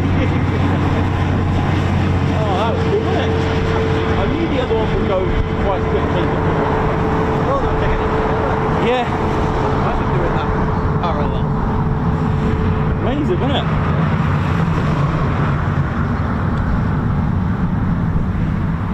been a delightful day, isn't it? Right, where's our PR19 Spitfire?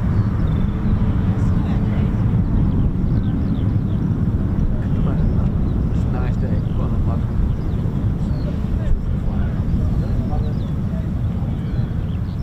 Welcome to Ted's home, Ted HQ, and you're tuned into the one and only Ted Coningsby channel, the only place for military aviation.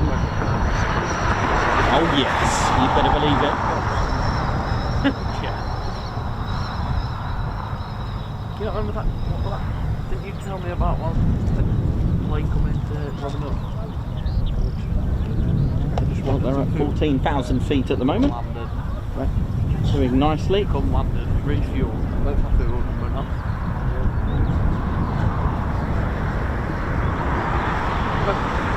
Where you going from? Just where you can lure it to. What correlate? Hey, you alright? Good. Margarita pizza. Ah, yeah. This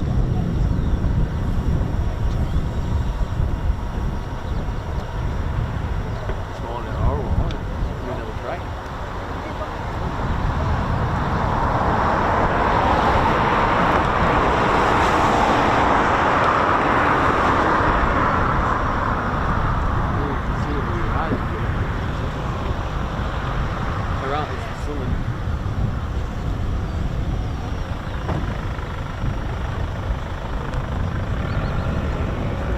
Just keeping a lookout on our PR19 Spitfire.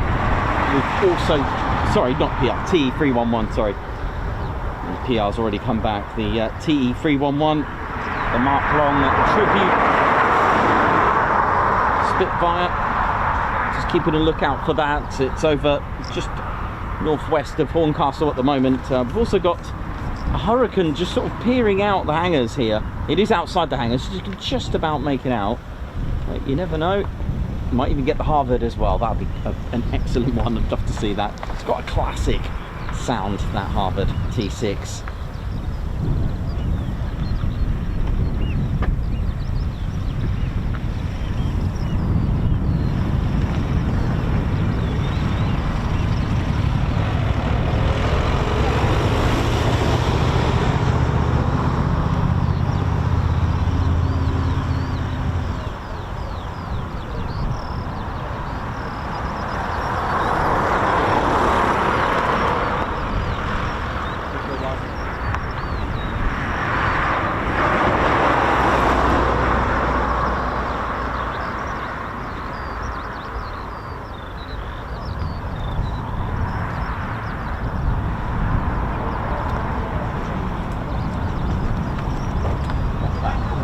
Afternoon now, is it? Oh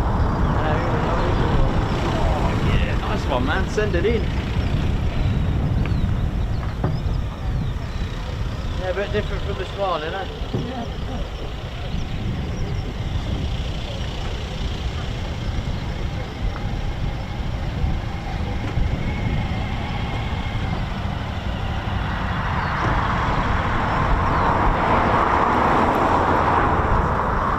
How you doing? All right? You can indeed, yeah, absolutely. Ted's the legend, isn't it? Yes, yeah. Ted is Coningsby. You know your stuff. Ted is the one.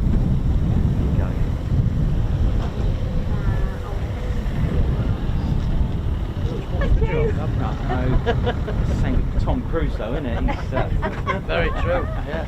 Oh, cool. You enjoyed that, isn't it? Hopefully we get the Hurricane out as well. There was 3 hours. Yeah, there was. Oh, was there? Yeah, and the T6 as well at the back. That'd be good. Yeah. That'd be good to catch that. Yeah. But certainly been a great day. Oi, oi, you all right? Afternoon, young man. How's it going? All right, how are you? Good, thank you. Good. I got a question. Go for it. Technical one. Oh, okay. Okay, technical. Go. What's the difference between the F-15E Display Team and the F-15SA sound? Engine. Is that what it is? And probably a few bits of software. The engine on the F-15E Strike Eagle has got the PW, Pratt & Whitney PW, the 229, the F100 229s. They're £29,000 across each The other ones are General Electric on the SA. They are fly-by-wire. I'm pretty sure it's no. It's I think they're converting them, the SA, but they've got a GE engine in it, F110 220s or something like that. A little bit of software in them. I think they've got the latest advanced stuff on them. But that's pretty much, yeah, they've got a few bits of sophisticated things on there. Yeah, I know only a little bit about them, but you don't get to see them that often, the SAs.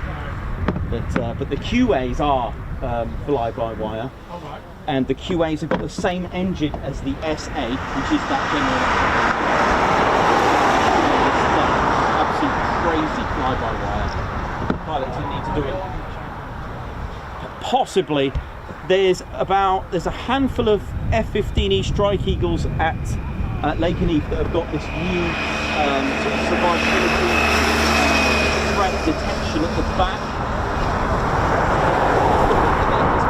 Look at the back of the F-15E Strike Eagle where the stabilisers end. Obviously you've got the big cross. There's like a little nib that sticks out, like the Typhoon. The new ones that have got equals have got two of those that stick out. Tail number 329 has one. Hope that helps. Yeah. Yeah, thank you. No worries.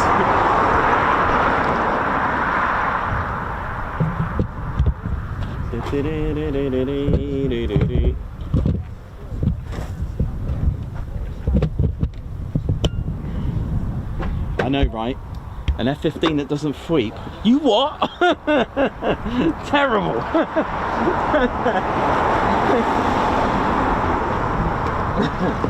Right, where's this Spitfire? Oh, you went in, did you? You did? Yeah, Oh, yeah. Nice. That's good. We was there over 2 hours. You did well because obviously nothing went and came out and got all this. Brilliant. Thought we might have missed them 3 outside, but we haven't. They've come out this afternoon, haven't they? Yeah.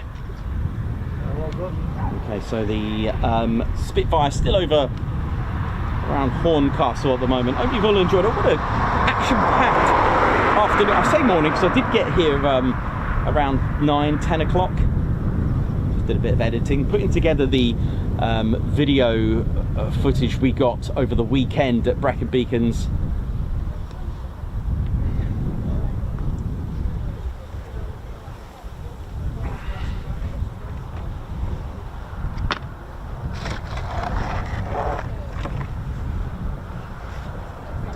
Cool that though, 2 Spitfires, 2 PTO. So what is it? It's a T6 Harvard, and the Bbmf get that in to finish off the training for a Bbmf pilot. It'll be the last bit, and they need to complete Is it. that the one they use before they fly? Yes, Bomber? before they fly the Hurricane, I think, and then the Spitfire. Which one is it they use before they fly the bomber? Lancaster. Oh, I don't know. It's a very good point. I think they need to get a bomber pilot Sure, for that. did you say the yellow one? Was there the training in that one? No, it was the one. I think it's you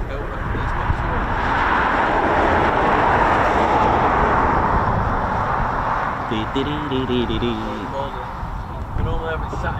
I thought you said the top, it's just a dash.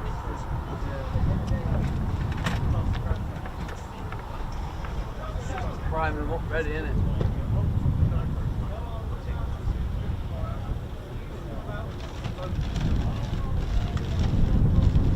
How we doing, ladies, gents and teddy bears?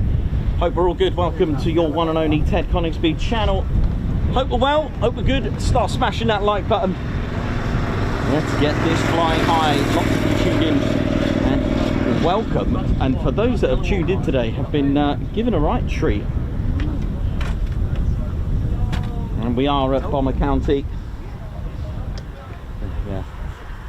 The name for the county, as it's historical county, having lots of bomber stations. We'll sort the flag out, Teddy. Flag of Lincolnshire. God, Ted. Ted is a Lincolnshire bear. He was founded here in Lincolnshire, in fact in Stamford. Very posh bear, isn't it? 10HQ, RAF Coningsby. Oh yeah, from Margot Baxter. Thank you very much, Margot. Guards March. And Helen Scott, who's but still the best aviation channel. You know it is. Of course it is. Ted Coningsby channel with lots of lovely members. Helen Scott with 13 months membership. White Wizard, high five. Guards March, thanks for gifting a Ted Coningsby membership. Here it is. Woo! Here's the Harvard.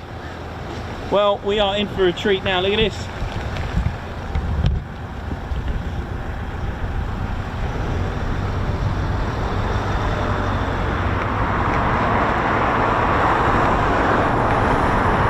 Oh, look at that exhaust.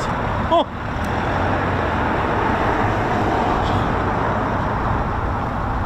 And it was brought in by Mark Discombe, an ex-Bbmf pilot.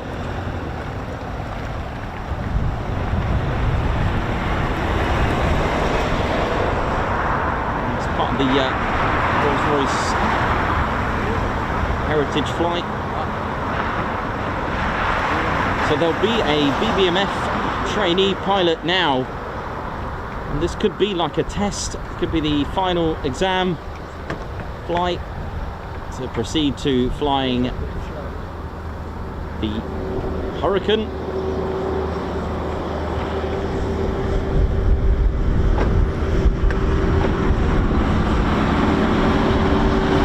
Similar to the C-47 as opposed to the name Texan or Harvard. They're both the same, it's just that one's designated for the US. One's designated for the RAF.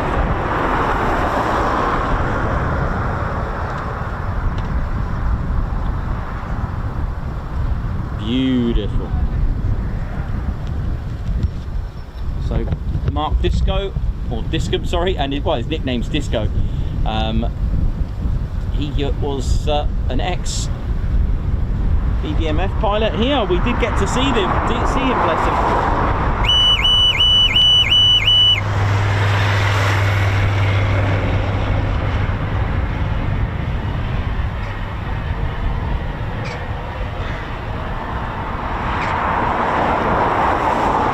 Beautiful training yellow.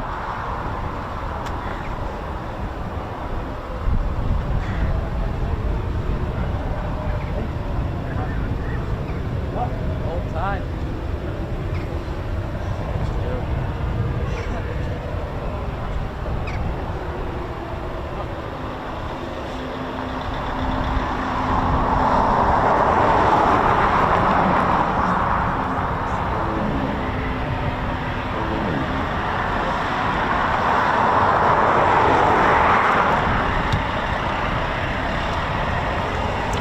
Wonderful T6 Harvard, registered as G-Course on the 11th of November 2016, was built in 1944 by Noordoin Aircraft Company in Montreal, Canada, with constructors number 14 Alpha 1884, but she was funded by the UK and was given the serial Kilo Foxtrot 183, which this has, and made her way to the UK. Now, KF-183 entered Royal Air Force service on the 6th of December 1944 with number 7 Pilots Advanced Flying Unit at RAF Conington, and then went on to serve in other military training roles as well. She acquired over 15,000 flying hours during her service with a recorded 72-year same owner, and retaining that smart yellow colour. And KF-183 moved to Duxford in 2016, still retaining the markings which she wore for decades, and in 2021 she moved to Derby with Rolls-Royce and used for pilot training. The Bbmf used this T6 for their training, which also is why you see them here at Coningsby.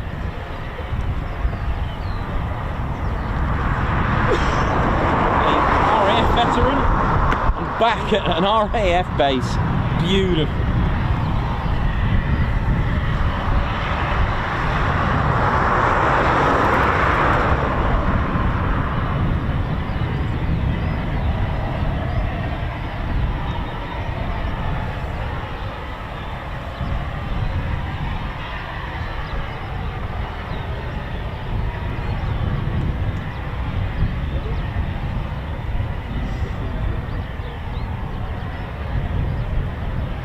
Usual characteristics for this aircraft: a single Pratt & Whitney supercharged Wasp engine with 550 horsepower, max speed of 205 miles per hour, service ceiling at 21,500 feet, range 750 miles. Beautiful aircraft. Wingspan 42 foot, a 1/4 inch length 29 foot, and it is a tandem twin-seater training aircraft. Superb. Thank you very much for getting us to 1,000 likes as well. Ted Coningsby channel. Thank you everyone on our community. Guards marches will commence. That's lovely, isn't it? Rolls-Royce Heritage flight. And, like I said, usually brought here and flown in from an ex-Bbmf pilot who I have spoken to at the fence, Mark Discom, with nickname Disco, and it was good times. There is a video of that with the late squadron leader Mark Long together at Disco at the fence at the Bbmf. It was literally just after Ted's flight in Blackjack. What memories, what great times.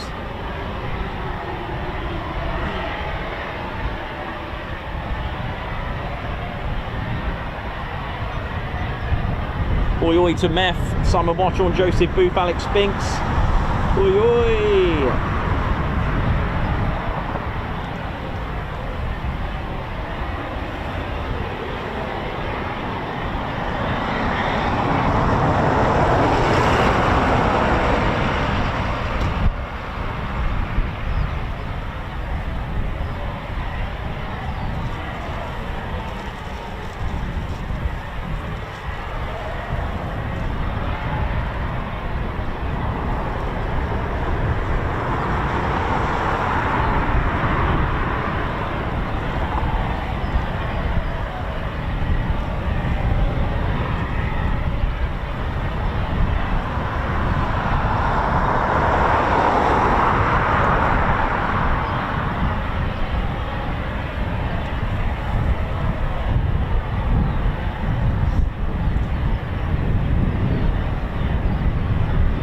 Those asking about the cylinders, there are 9 on this engine, a 9-cylinder.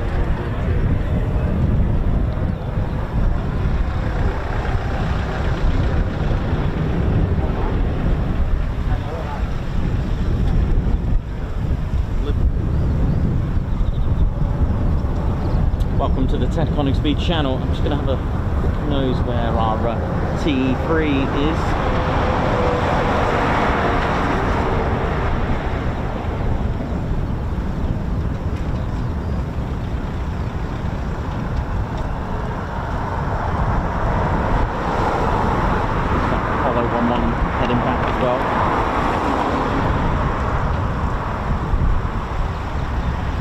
Wondering if this will wait for Apollo to go out. Let's have a look. Sorry, Apollo to come back.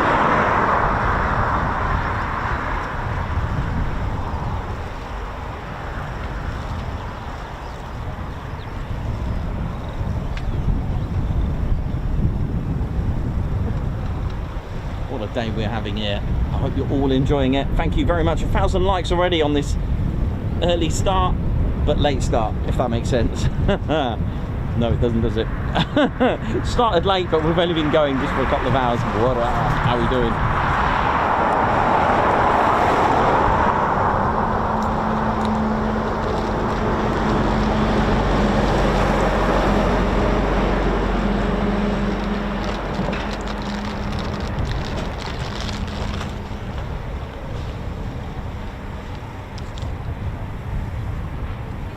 So, a really important aircraft for the Bbmf.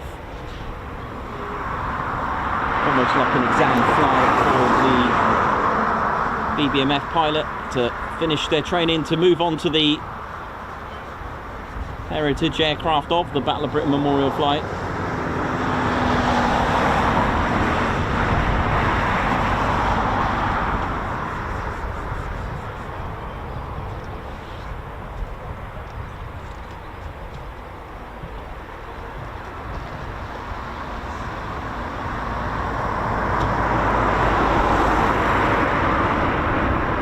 follow flight just turning in now. So we should see them in probably about 64 seconds, very precise. Okay,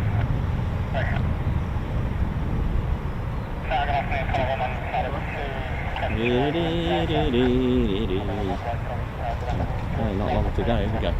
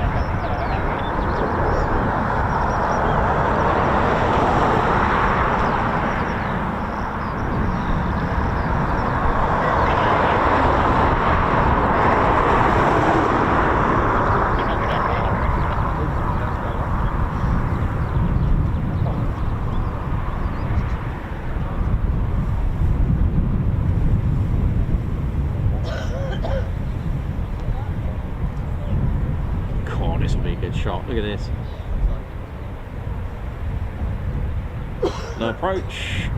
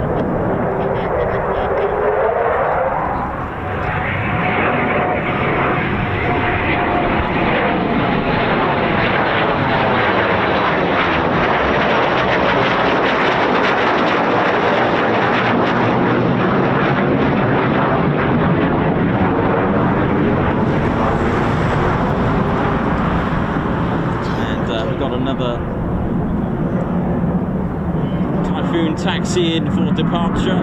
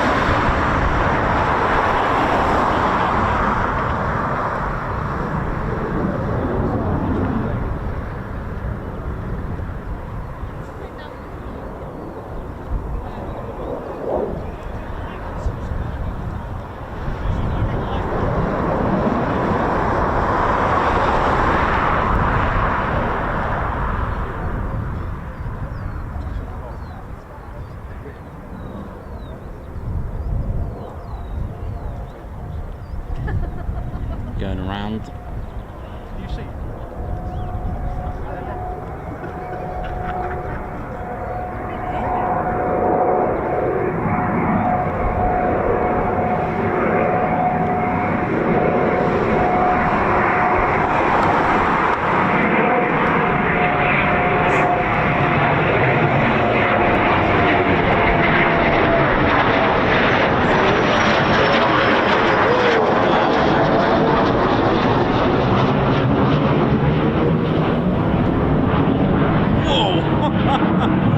Almost had crow for dinner.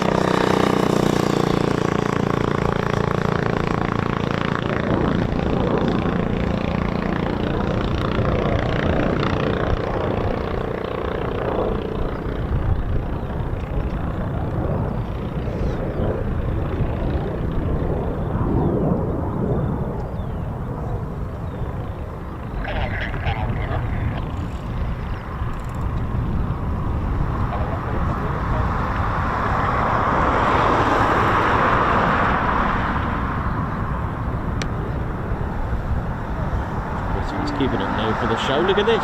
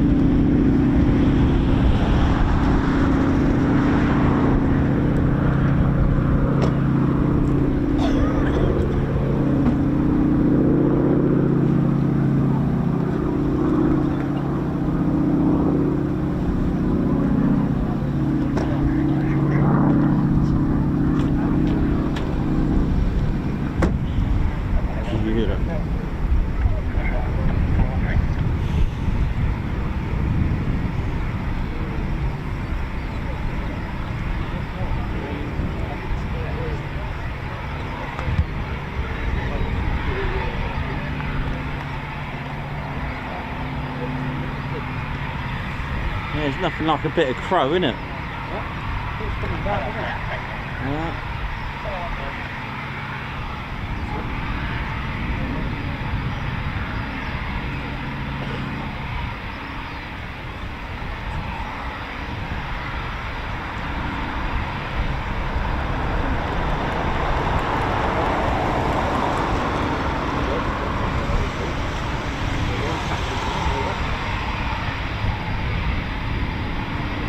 Classic markings of 41 Squadron. As mentioned, they've been serving Coningsby with various aircraft, such as the Tornado F3 and FGR4 and the Harrier as well.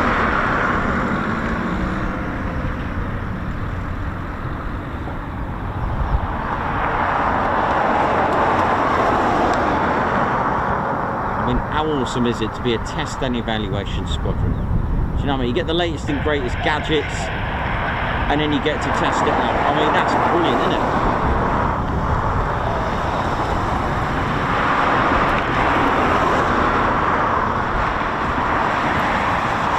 And you see it on Instagram. You know these models that get all these free stuff, free like clothing. They get to try it out. 41 Squadron.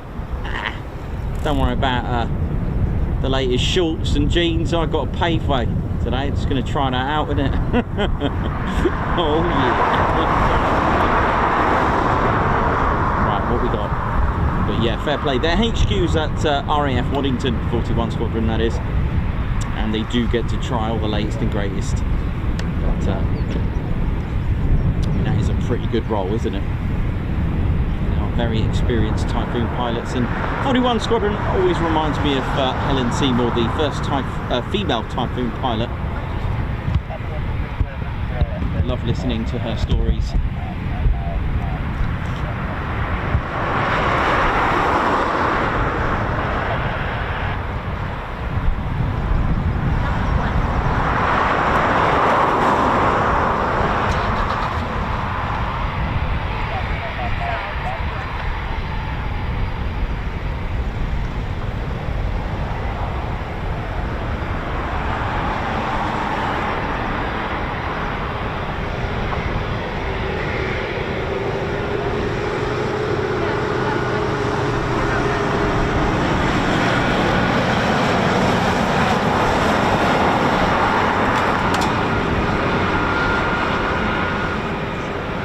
So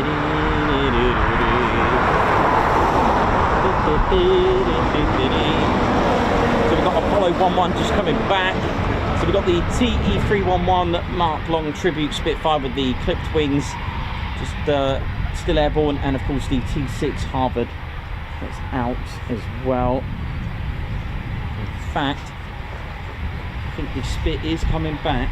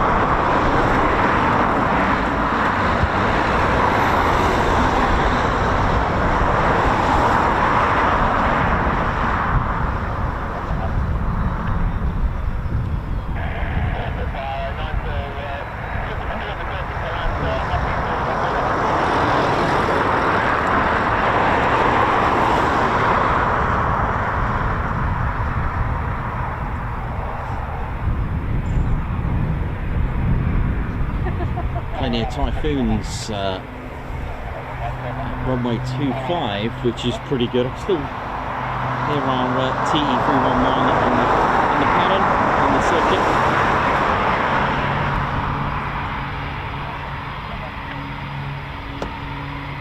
So we've got 2 and 1.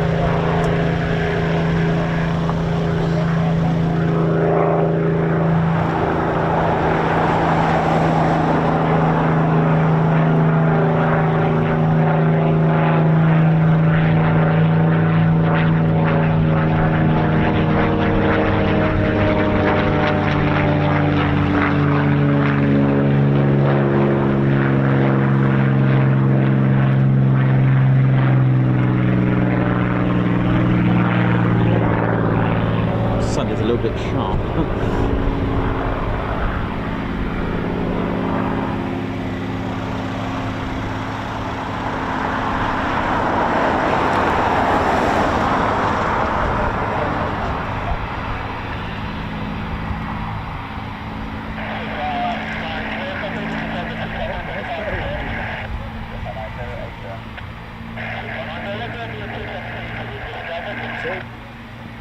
There we go, two more.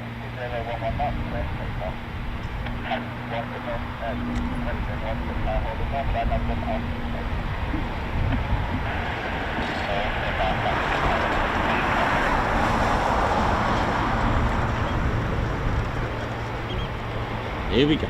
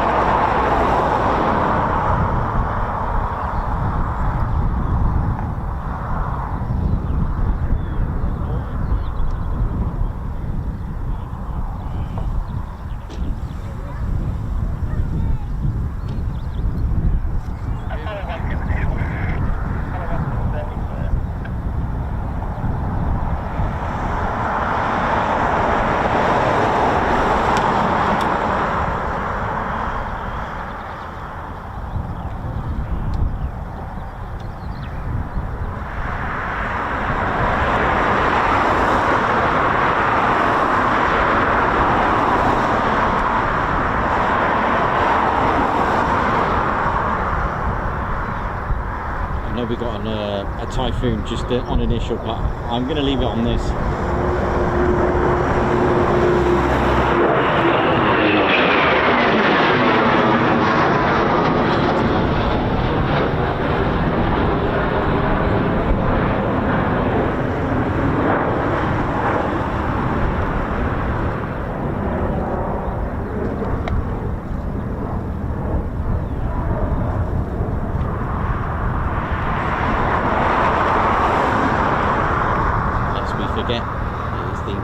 Motto of the Battle of Britain Memorial Flight.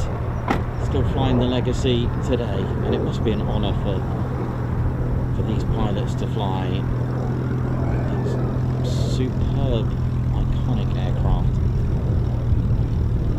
I think some of them were scrapped. AB 910, the only Bbmf aircraft to have actually taken part operationally on missions in the Battle of Britain, and that was scrapped and bought for £25. I mean, what can you say to that?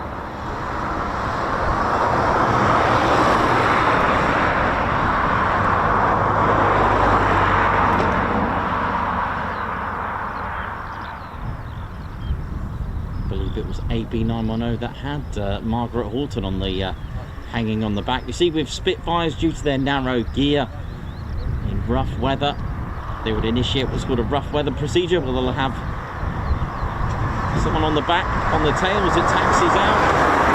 The plan was to, because if they didn't, it would just go nose over. And of course, the plan is to get off. But the pilot just took off with Margaret Horton on the back of it.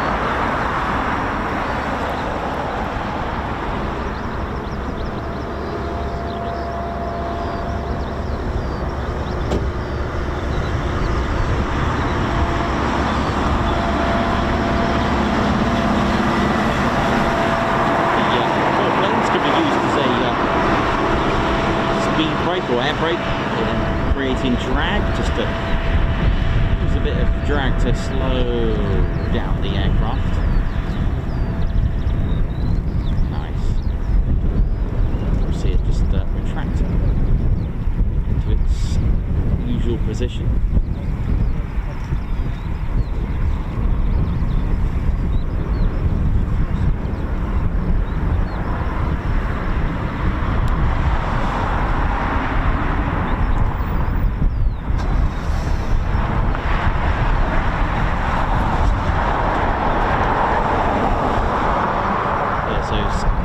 Intake cowlings, those lips fully open.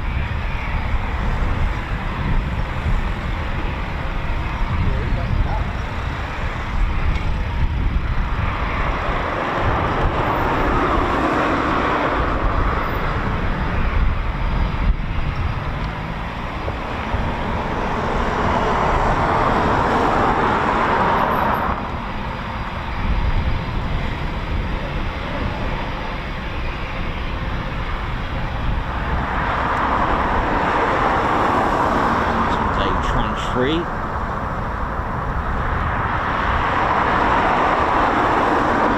hope you're all enjoying the show so far. Let me just have a quick look at where the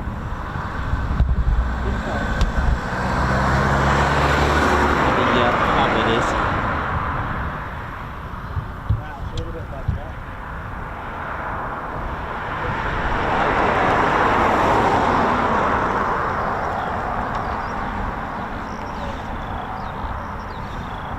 Okay, it's just to the right of Rugby, to the east of Rugby.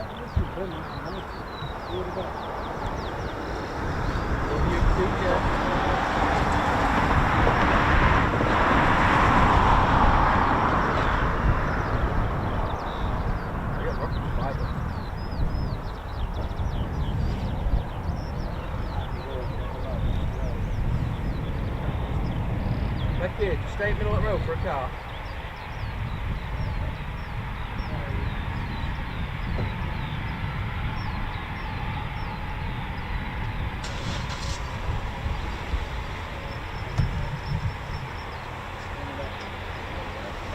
Okay, here we go.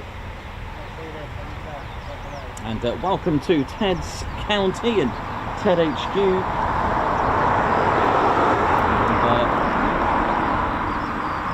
got our squadron leader Ted Coningsby. And the Guards March for Sharon Chapman. We're wishing Alex Raven a very happy TCS birthday. Nice. Happy TCS birthday, Alex Raven, from Sharon Chapman, Guards March. Thank you very much. Mary Lockton, who's a member for 17 months. Thank you very much. Matthew Clark, 18 months membership. 18 months well spent for me and the Bears. Cheers, Nicholas and Ted. Thank you very much. You are most welcome. Donna and the Cake Cat also celebrating 18 months. Good afternoon, everyone. Oi, oi. And Matosa, 22 months as well. Oh my gosh, loving all you do, Nikos and Ted and Claire. Thank you very much for the Guards March. Dirk S, member for 9 months. 9 months already. Let's ride. Thank you very much. Babsar, high five. Thank you very much for gifting a Ted Coningsby membership. Guards March to you for that. Thank you very much. Freddie Van from all the Bears here, including Roger the Bomber Command Bear, William and SB. They love watching you. Well, thank you very much for you and all the Bears. Thank you very much. Margot, thank you very much for the super sticker, Guards March. And Meth, thank you very much for your super super chat, Guards March. Ginger Bailey, how you doing, man? Thank you very much for the super sticker, Guards March.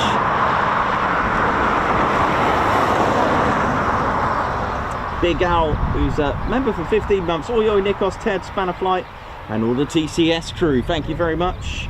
Simon Watchorn, high five. Thank you for gifting the Ted Coningsby membership. Guards March. Doug Ross, high five. Thank you for gifting the Ted Coningsby membership as well. Thank you very much. And also a high five and a paw pump, I guess, to Paul Harris for gifting 5 Ted Coningsby memberships. Nice. Thank you very much for that. High five. And that's good, that. I love that, Ted. Eric, how you doing? Oi oi to you. Paul Mayers, Paddy, LEJ Approach, Davey, oi oi to you. Margot, Argan, Robert Brassel, Michael Flood, how you all doing? Paul Mayers, Dave Earl, Alan Gates, Steve Ellaway, been gifted a membership. Mark Moody, Gunter, G Van Pullian, Simon John. How are we all doing? Hope we're good. And this is the flag of Lincolnshire, Ted's county. Ted's from Stamford. The Lincolnshire Bear. What a absolute more legends of Lincolnshire. That sounds like a book, doesn't it? Or an honours. Legends of Lincolnshire. There we go. Ted's probably most likely on there.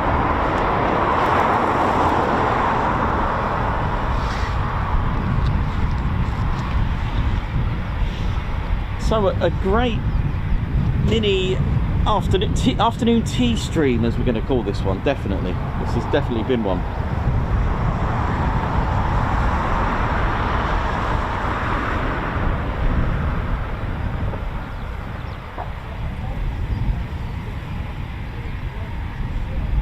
Hope we're all good, ladies, gents, and teddy bears. Welcome to the show.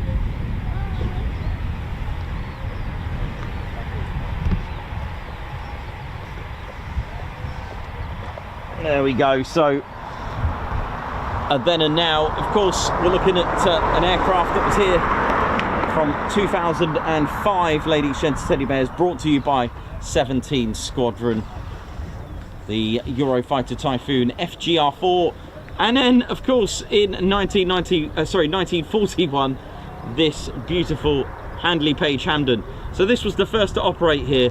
This beautiful a crew of 4. Oi, oi! See ya!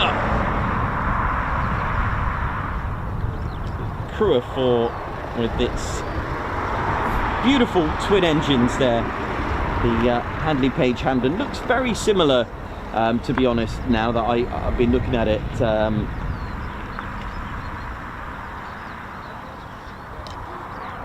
Looks similar to the Blenheim. This, like I said, the first, amazing, isn't it, to think that this operating here with number 106 Squadron, who served well here. And if you visit Metheringham Heritage Centre as well, you'll be able to learn a lot more about them with their Lancasters, and Guy Gibson there as well. Amazing difference what we got today, right? So 1941, and then in 2005 the Typhoon arrived. So a massive difference. Let's have a little look. But beautiful engine though, had a lovely performance of 247 miles per hour with the Bristol Pegasus 9-cylinder air-cooled radial piston engines with 1,000 horsepower on each, nicknamed the Flying Suitcase because of the 3-foot fuselage. And then of course we got today's, actually, just quickly, just going to mention the payload on this is £4,000. So yes, I did get that right. And then we got this, a multi-role Eurofighter Typhoon FGR4. Great question last week about what non-European countries. I think I got them all, didn't I? Saudi Arabia, Kuwait, and Qatar. Oh, you're off. Thank you, mate. You take care, yeah? See ya. It is called different things in different countries, the Typhoon, and that tradition has been around for a while anyway. As we know, with the B-17's Flying Fortress was called the Boeing Fortress. In fact, it was the Royal Air Force that actually operated the B-17 before the US Army Air Force, as in actual operations during World War II. God, you know what? It's got me, that squadron. I know 214 did operate them, but it came later. That's going to test me. Where's Barry when you need him, right? Love it, love it, love it. All good. But anyway, Typhoon FGR4 here in the Royal Air Force. We've got EF2000 Eurofighter in Germany. We got F2000A Typhon in Italy, and Typhoon in Spain. I think they call it a Typhoon as well. So there we go. And then probably a few other things as well. But ultimately, they're all Eurofighter Typhoons as well. How are you? All right? All right, yeah. Yeah. Are you back tonight to see the night flights? Not tonight. No. I'll break off about 5ish. Yeah. Because only because I got to be up really early tomorrow. Let's come in. So yeah, I wouldn't be too much good tomorrow. So yeah, I've got to balance it out. And to be honest, what we've captured today already has just been amazing. Spitfires. Yeah. Oh, cool. Thank you. Yeah. Nice. So you're down in Lincoln PTS. Yeah, tomorrow. Next one. Yeah, tomorrow, and then I'll finish around sort of. I don't know. I'll finish around 3 to catch the farewell fly past the Pumas. I'll probably go to Honington because it's quite close by. But where to park? No idea. But I've got a couple of hours to work it out. Yeah, it'd be nice to catch the fly past. Anyway, nice to meet you. Yeah, you too, sir. What's your name? Gary. Gary, nice to meet you. Right. I'm Nikos. And obviously you know Ted. Ted. Everyone knows Ted. Anyway, take care, mate. Nah, you too, man. Nice one. Oh, yeah, you alright? Yeah, good, thank you. Thank you.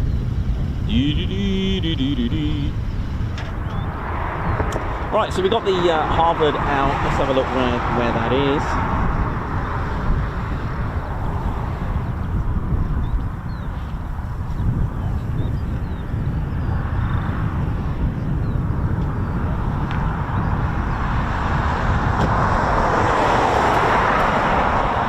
Paddy, you asked a question. That's the Lincolnshire flag, right? Did you see my question? What flag is that on other phone? Other phone. Let me have a look. Let me scroll back. Paddy's asking a question. I'm not sure if I've got the right question.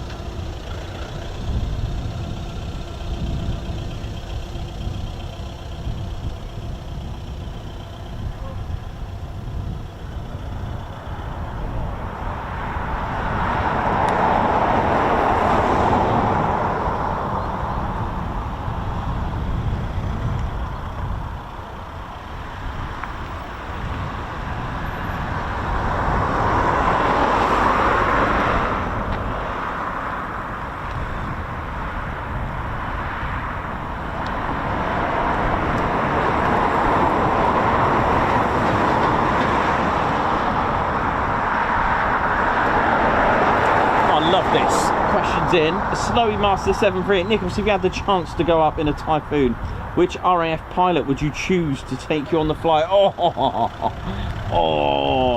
wow, that is a great question.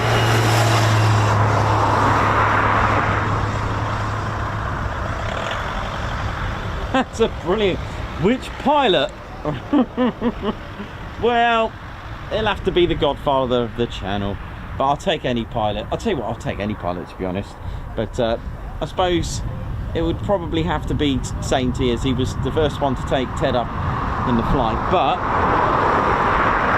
there we go.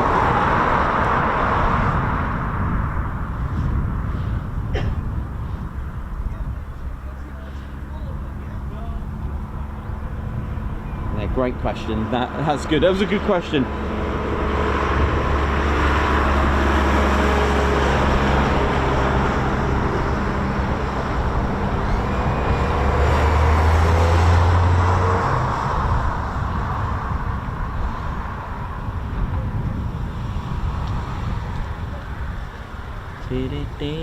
Right, let's have a look. We got where's our harbour? So it's just out by Horncastle, just to the west of it.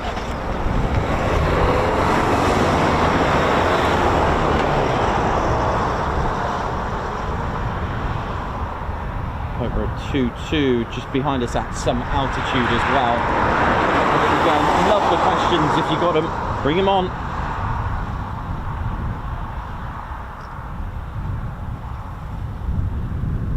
Arana, hope you get good weather. Bucky Photography caught the Puma fly past at Middle Wallop this morning. Sad to see another icon. How many were there? 3? Was it 3 in total?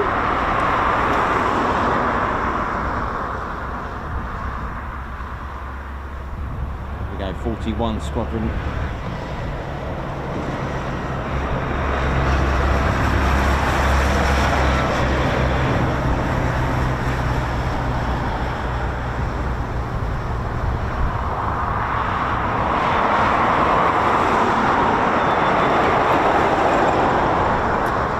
It's time for a cup of tea, isn't it? Welcome to Ted's afternoon tea session. Might have to make that a thing. I think I've done that before, you know. I put afternoon tea. You know how it is. Oh, I'll tell you what. Let's have a look at the Hurricane, which is just over there. That's it. Over there now. Nice one, Bbmf crew. Spectacular, isn't it?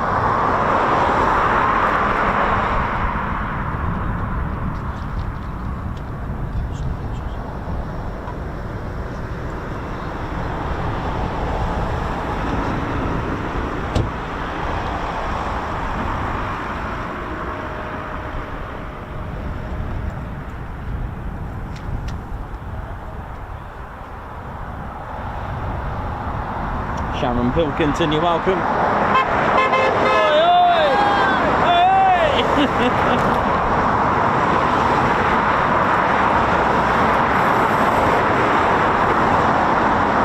Bucky, thanks for that. Free in the fly past, that's great, man.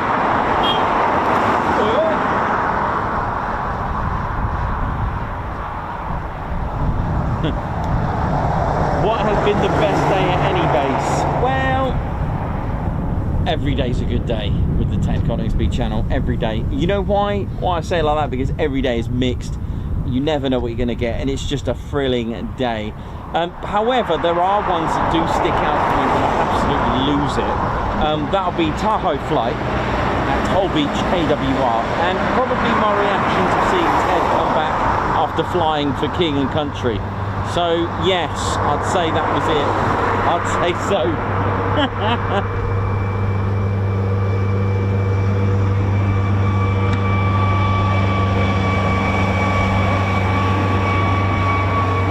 Thanks for all the movements. Big shout out to Leonardo BA Systems as well.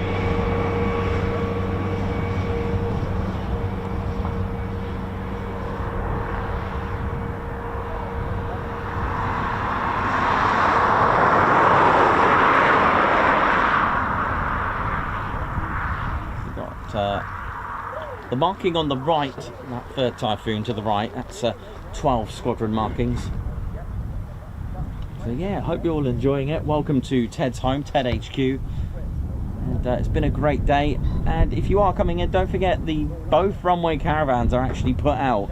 So I don't know if that's going to be a new thing. It's just is. I suppose it might be something new to save time in, you know, driving them over. But they still have to disconnect and reconnect the communications and all the comms equipment with that to communicate with pilot and tower as well, so might be a new thing to leave them there.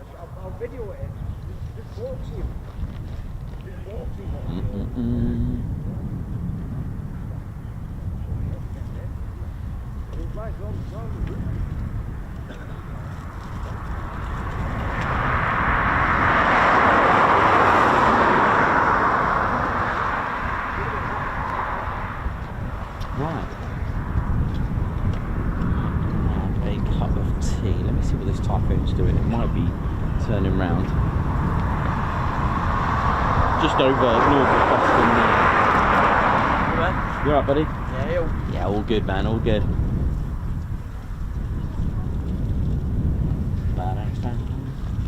And of course, don't forget to treat yourself. Coming up to pay weekend soon, so I'll put a post on our latest and greatest merchandise. We've got lots to choose from. Visit tedconingsby.co.uk and visit our online store. There you'll be able to access our gallery and Ted's flight log, of course, online store. Logging with some other fun things on there. Our no Teds as well, so you know where we are every week as a rough planner. Don't forget, things do and can change. Weather can have the final say on any day as well.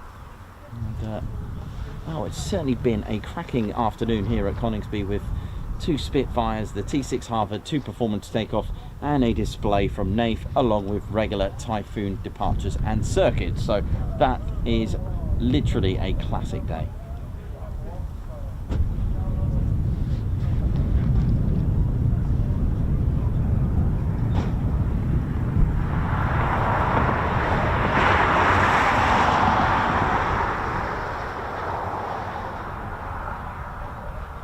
Sharon Pilkington, get well soon. NG Auto Art, Neil, how you doing, man?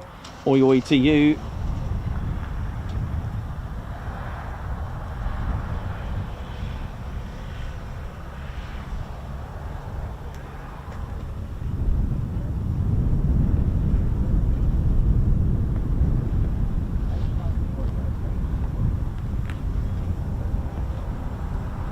Yeah, looks like we've got Cobra flight just turning left eventually, I think, heading 250 degrees.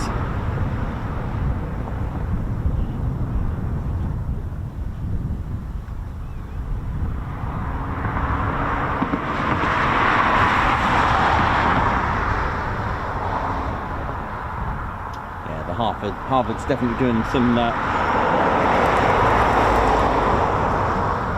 sort of exam flight to see if the pilot passes. Right, the crew are out by the Hurricane at the moment. See them over there, so that'll be interesting if that starts to go. Lovely even afternoon for it.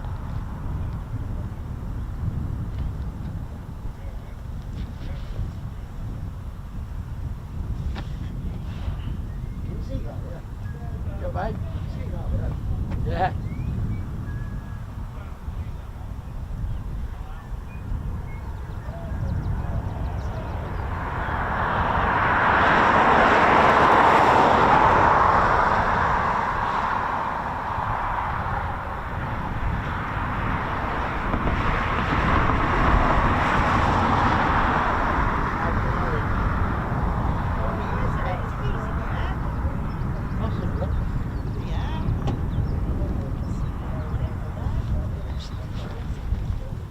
There we go, circuit clear.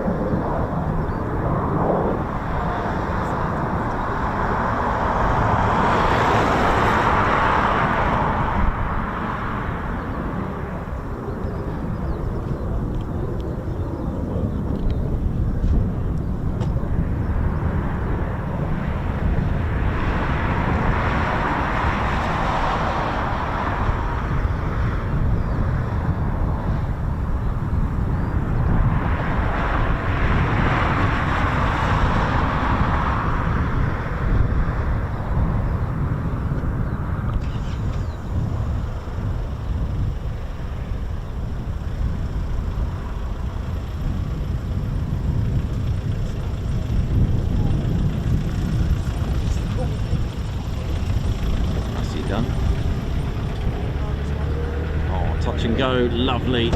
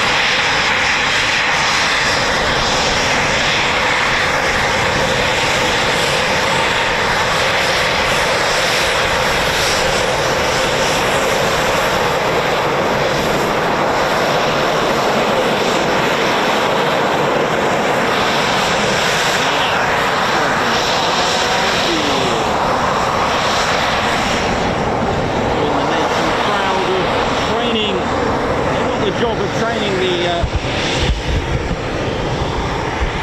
future generation of Typhoon pilots. That is their role, that is where they come. From valley to here.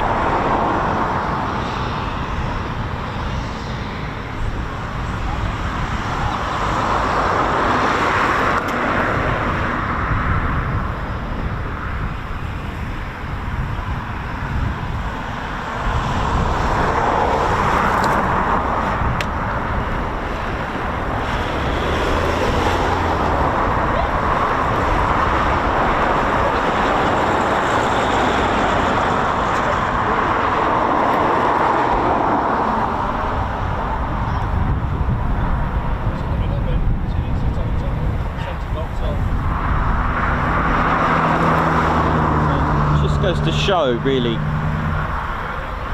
or at least we don't think of it enough, how important 29 Squadron is. It's an operational conversion unit. This is where the new pilots who have come straight from RAF Valley from the advanced flying training course, who have just been awarded their wings, so they are, you know, professional pilots. But the career path, if it is Typhoon, they come here to Coningsby to fly, well, to train and to eventually fly with 29 Squadron if they qualify. If it is the F-35B, they'll go to Marham with 207 Squadron. But before we go into detail of the pilot's training path with the Typhoon, it is really important to mention 29 Squadron also train the line engineers, armourers, all that weapons conversion training, maintenance, literally all aspects to do with the Typhoon, from the ground to air. 29 Squadron is made up of qualified flying instructors to assist with the training on a hands-on student instructor approach. So it used to be way over 6 months. One thing I did learn, never talk over a Typhoon.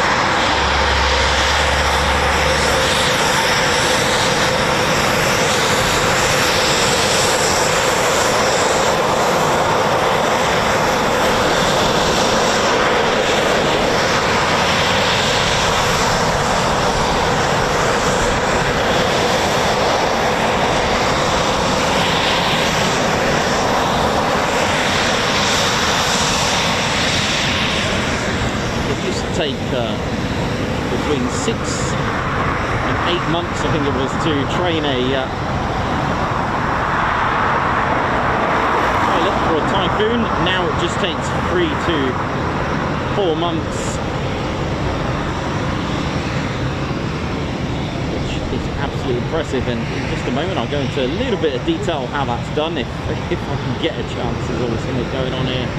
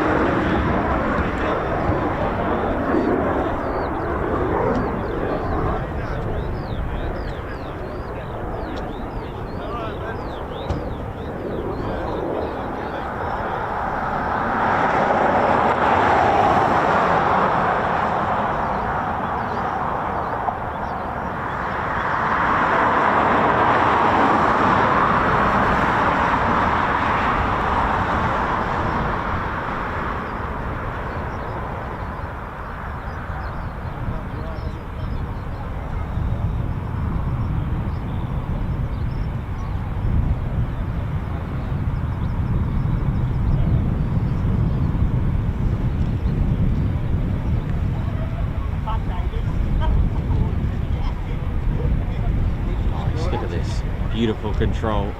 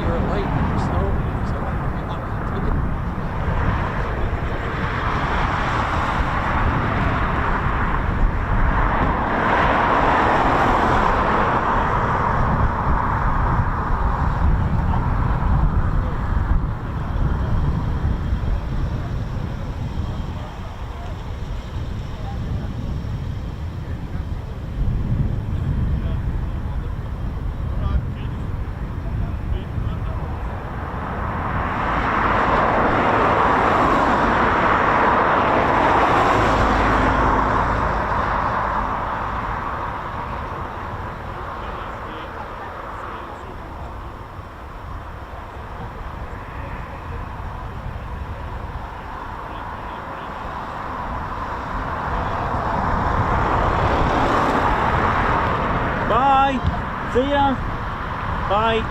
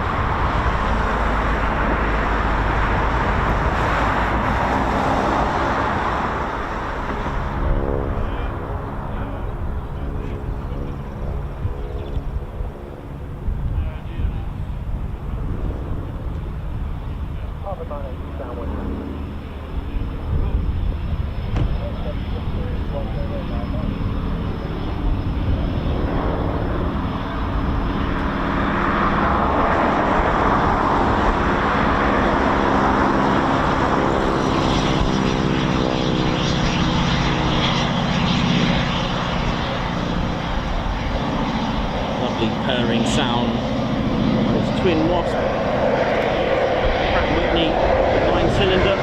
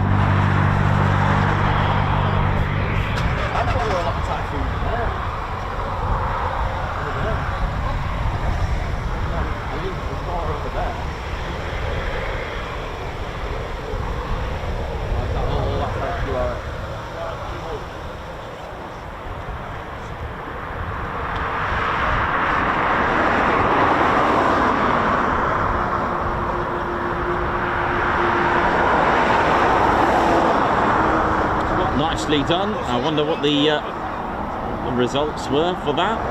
Right. Hopefully the pilot has passed with flying colours.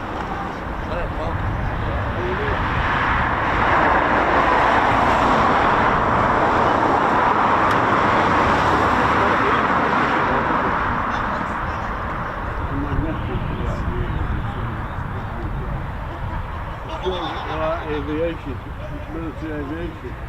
Or when you put it on, it might wipe so you can paint it.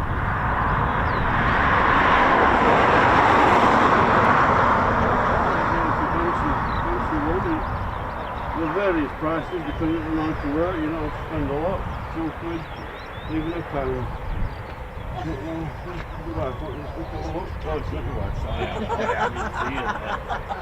I really didn't mean anything by that. That's alright, don't worry about it. I just assumed that it was. But yeah, I don't know what you think. They're all Really good to see that, wasn't it? The T6 Harvard subsidence out. Trump had a moment earlier, it was quite funny. But, well done.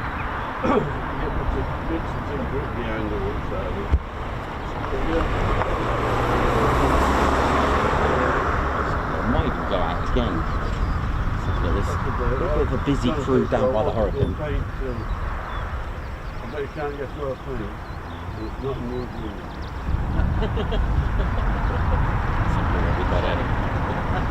So it's just taxiing back this way.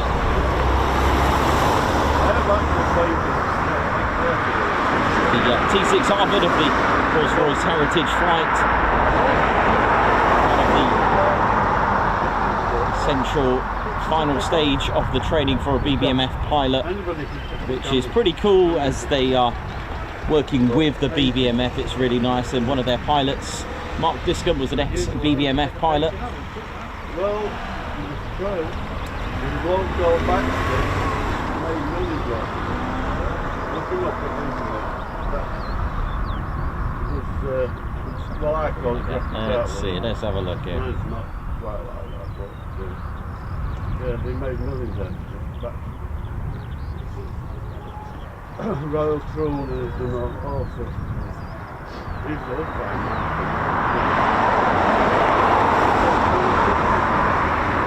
It is a splendid evening today, or afternoon. When do you class evening? I class it at 17:30 onwards, I reckon. It's a good bet. There's the BAE Systems ERJ145. The Embraer ERJ145.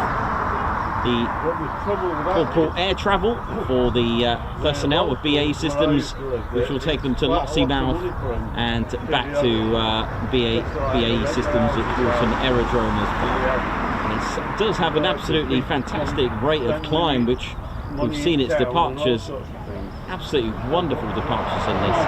So we'll see what's going to happen with the T6. Might be just holding off for a moment. Let's have a look. Because of Trump, because Royal Nation don't like him.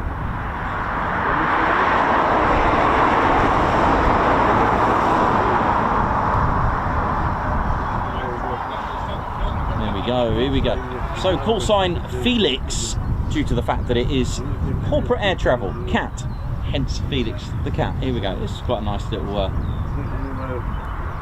contrast of aircraft, isn't it? Look at that.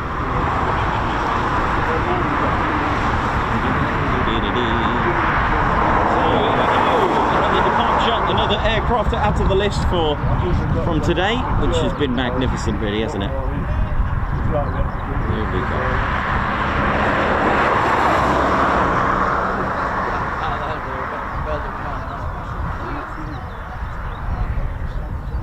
Well, how many operational?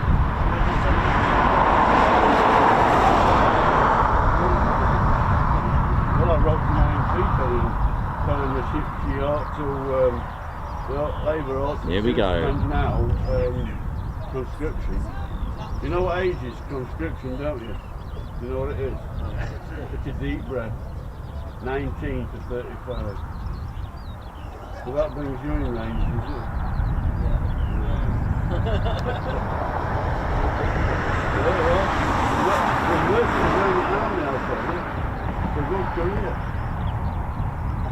at that beautiful, lovely departure.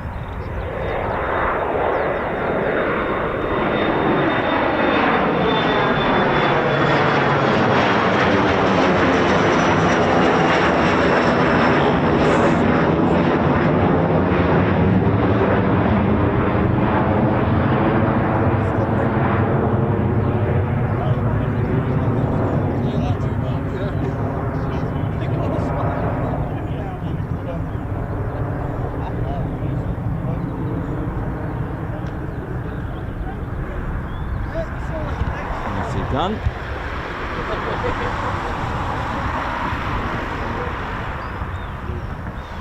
You know that they've got a flak jacket now that can withstand hit 5.3 hits. There's not long since developed it, and the Americans are using it already.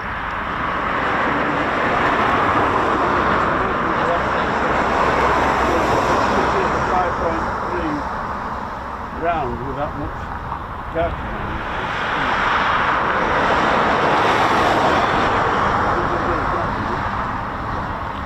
Of course, if it hits your head,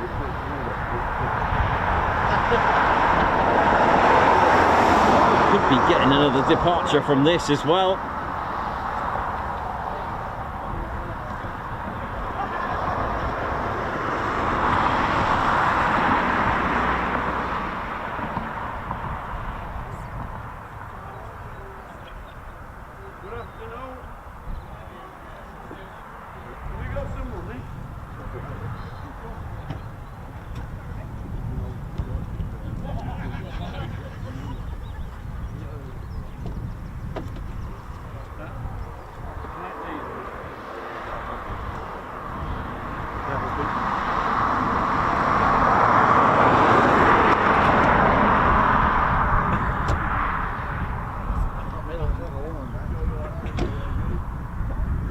How the hell? Looking through that window, looking for an open window, don't get a difference. There's a wick paint on that window.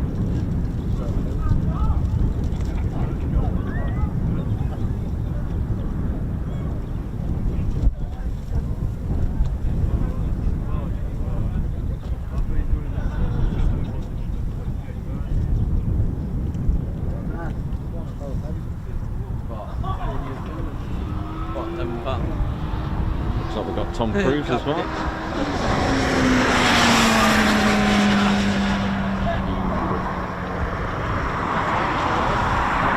Lovely, lovely profile this T6 Harvard.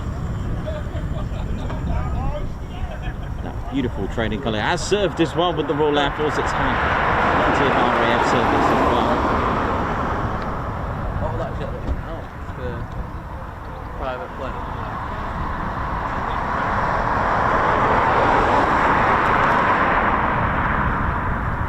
Oh, that'd be even bigger. C-17.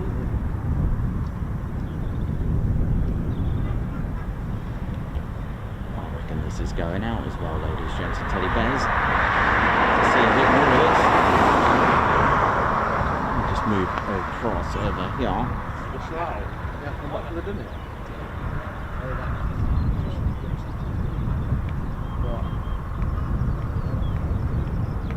It's not angry, is it?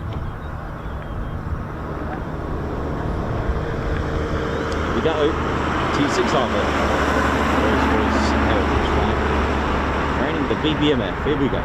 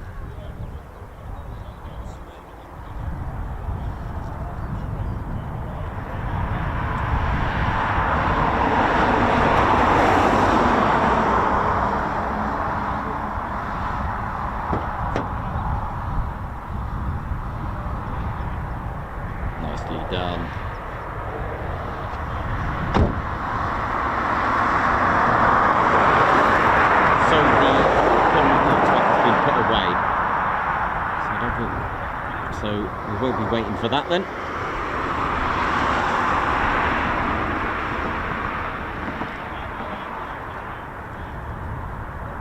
But what a day we've had already. Brilliant, really good. A sweet and neat stream, as we call it. The afternoon tea, Ted's afternoon tea stream. Possibly with Wingy involved in that somewhere.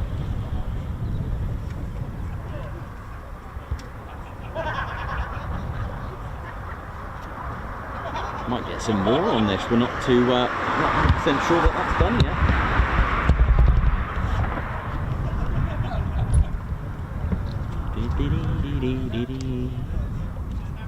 Oh, I might get a few more. Maybe just get some more departures and landings on the training for this. It could be part of the final test. Hope we're all good, ladies, gents, and teddy bears. Welcome to the Ted Coningsby channel. How we're feeling, how we're doing. Thanks so much, all of you, for an amazing day. And, lots of you. Oi, oi!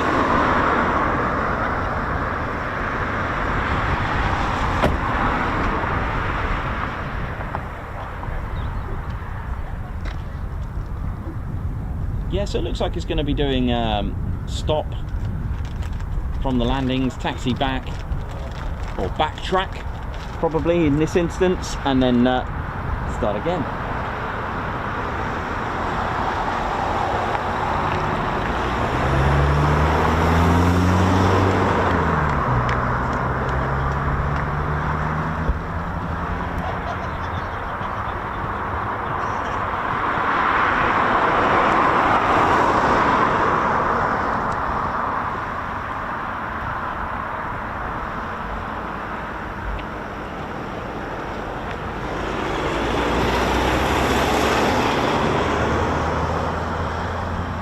Off the top of my head, the Rolls-Royce Heritage flight, they do have a beautiful collection of aircraft. One of them, I'm sure it's a P-51 Mustang, right? And I'm pretty sure they got a PR Spitfire, and they might have a couple more Spitfires. I'm not 100% sure on the others, but definitely the P-51, this, based in Derby, Derbyshire.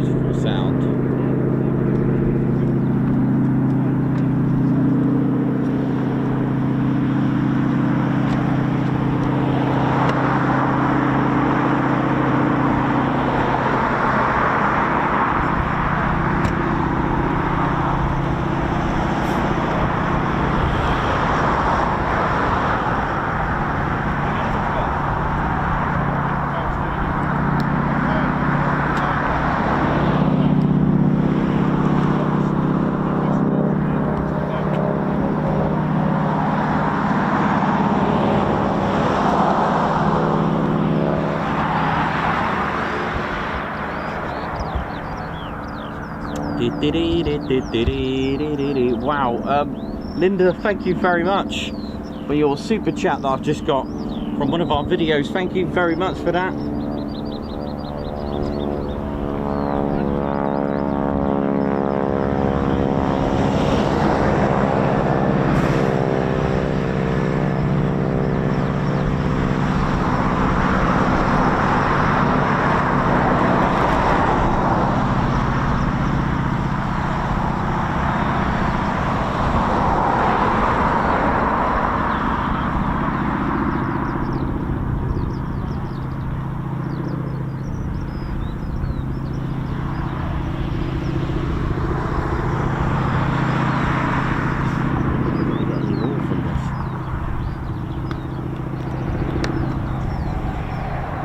Those that are Bbmf members will know about this flight after the, well, at least the results from this flight. No doubt we'll be getting an update of who was flying and how it went.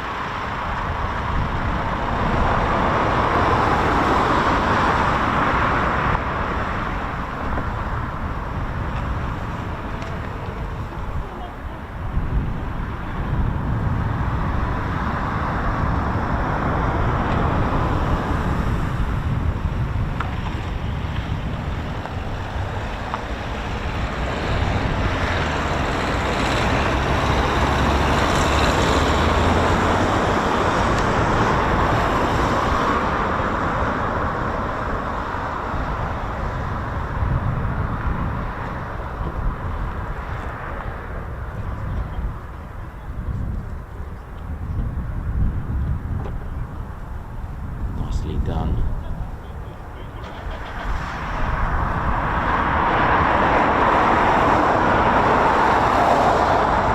Hope you all do it, ladies, gents and teddy bears. Tuned into the Ted Coningsby channel. We're live here at Ted HQ. Ted's home, RAF Coningsby, and it's been an absolutely great afternoon of enjoyment, excitement and fun.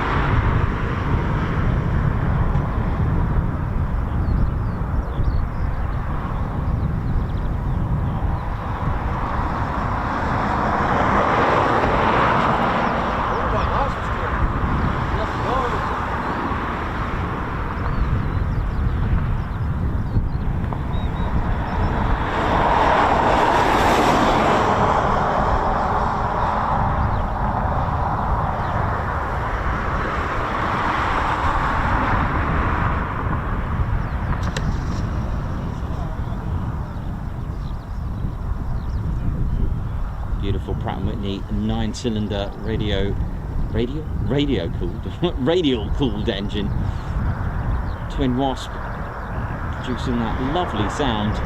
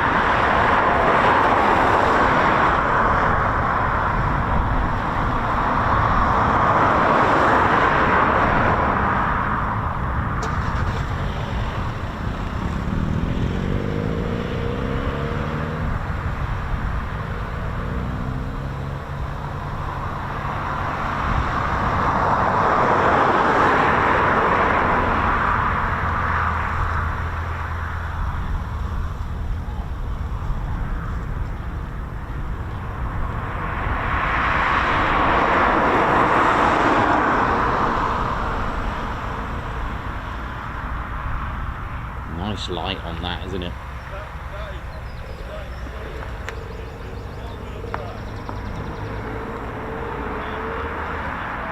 What a day we've had. A nice bit of afternoon tea.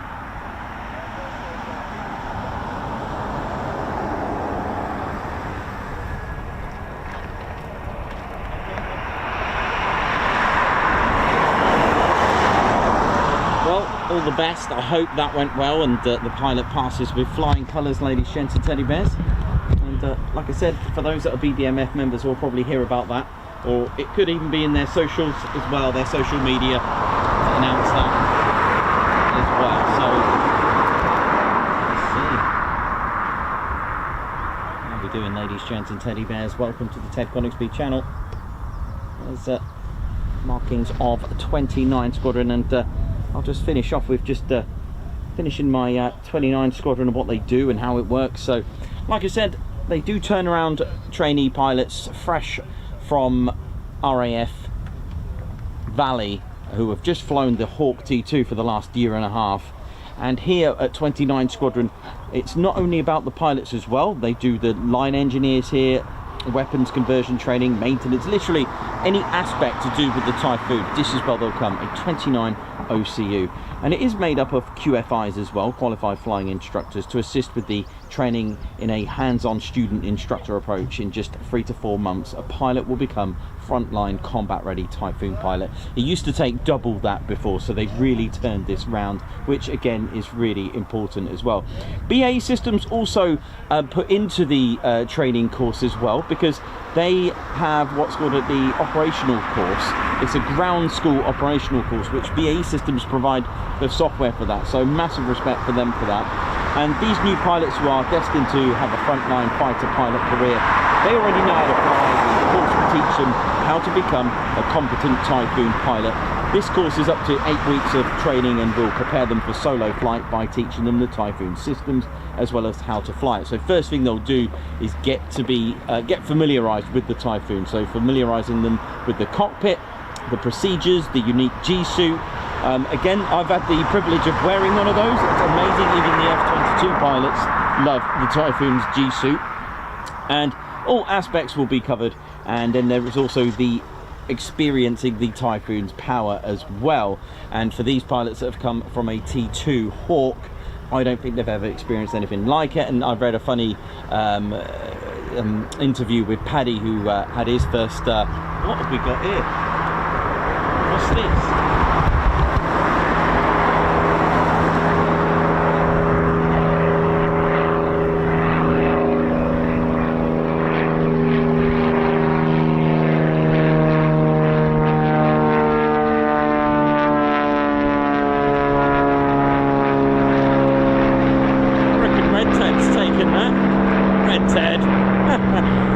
It's really cool. I was not expecting that at all. I don't think anyone was.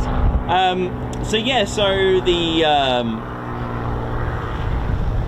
there'll be a backseat experience. So they'll bring out the 2-seater, and the trainee will sit in the back, and literally the Typhoon pilot will whack on the reheat, just so that they know exactly what they're dealing with, just so they can experience the power of the Typhoon, just so they can experience what they're dealing with here. So that's also quite fun, and sitting in the back of one of these with their QFI in the front and whacking on that throttle with the reheats will give them the most amazing experience, and then possibly a performance takeoff. After 4 months, it's solo flight time. However, most QFIs will tell you this is the most scariest experience because it's strange, it's nerve-wracking. They've just sent a trainee pilot in a fighter jet. So it's got to be understood that, you know, it must be quite scary for the qualified flying instructor. But the first time a new pilot gets in the Typhoon, they don't actually fly it. They will just do a few taxi runs from the main airspeed. This will give them confidence with the ground crew team, with the lineys, and give them that confidence as well to go around and familiarise themselves also with Coningsby. So that's all they'll do on their first day. They won't actually fly it when they get in. So expect a few seconds from the main airspeed to a specific holding point, just so they're used to it. Gives them that confidence. But the work is not over. There's so many aspects before they become frontline, and a lot of this is what we're going to do next. Simulator. and then actually do it. Simulate it, then actually do it. Once they've done their first flight, it's literally low level. Well, let's go and simulate it. So everything is simulator and then try it out for real. And then comes the main thing that they got to do, the main test to pass, because if they don't pass this, it's over. What they got to do, they'll go they'll take off in a Typhoon, because ultimately it's all about aerial combat, right? So what they'll do, they'll go and carry out aerial combat with each other, BFM, and the main mission is for that QFI to for the trainee Typhoon pilot to lock on to the QFI. That's what he's got to do. He's got to get a lock on, and there's also a time limit for this. The trainee pilot has to get that locked in. All right, so that is one of the main tests. So because ultimately that is what it's all about, right? They'll also do simulating work for air weapons range, low level, and get to do things like that. Once they've passed, they'll get a certificate, and then after that it's frontline combat ready style with a range of Typhoon squadrons as well. So how amazing and exciting it is for that. You know, after all that time, they've had one dream. Some didn't even have pilots as a in their mind as well at one point in their life. I get that. I've heard of these stories before, and they wanted to become something else and then flying, or vice versa, and then got back into flying. So it's a range of experiences. How are we doing, ladies, gents, teddy bears? Hope we are all good.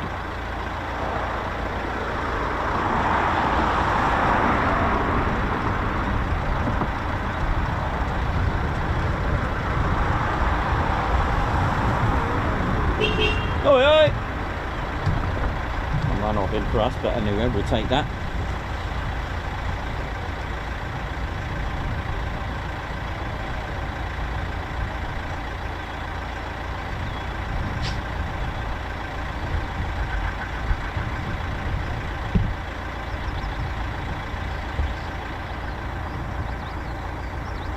There's Squadron Leader Ted Coningsby on the controls. 8th day member for 7 months. Look at this, you can see us on the old shadow. 8th day, thank you for your 7 months membership. Loving all the info. Thanks, Nikos, you're welcome. Wee Stevie Boy, high five. Thank you for gifting a Ted Coningsby membership. Guards March. Jimmy Adams, member for 13 months. Lurking mostly, but proud to be part of the TCS. Nice one, and thank you very much for your 13-month membership. And don't forget, it's not lurking, it's just been stealth. Andrew Porter, thank you very much for the super chat. Another great stream, thank you so much. And in behind the scenes as well, I just had a super chat or a super thanks on one of our videos by Linda Stegenga. So Guards March, thank you so much. Or is it Lilo Doublefly? Hang on. Sorry.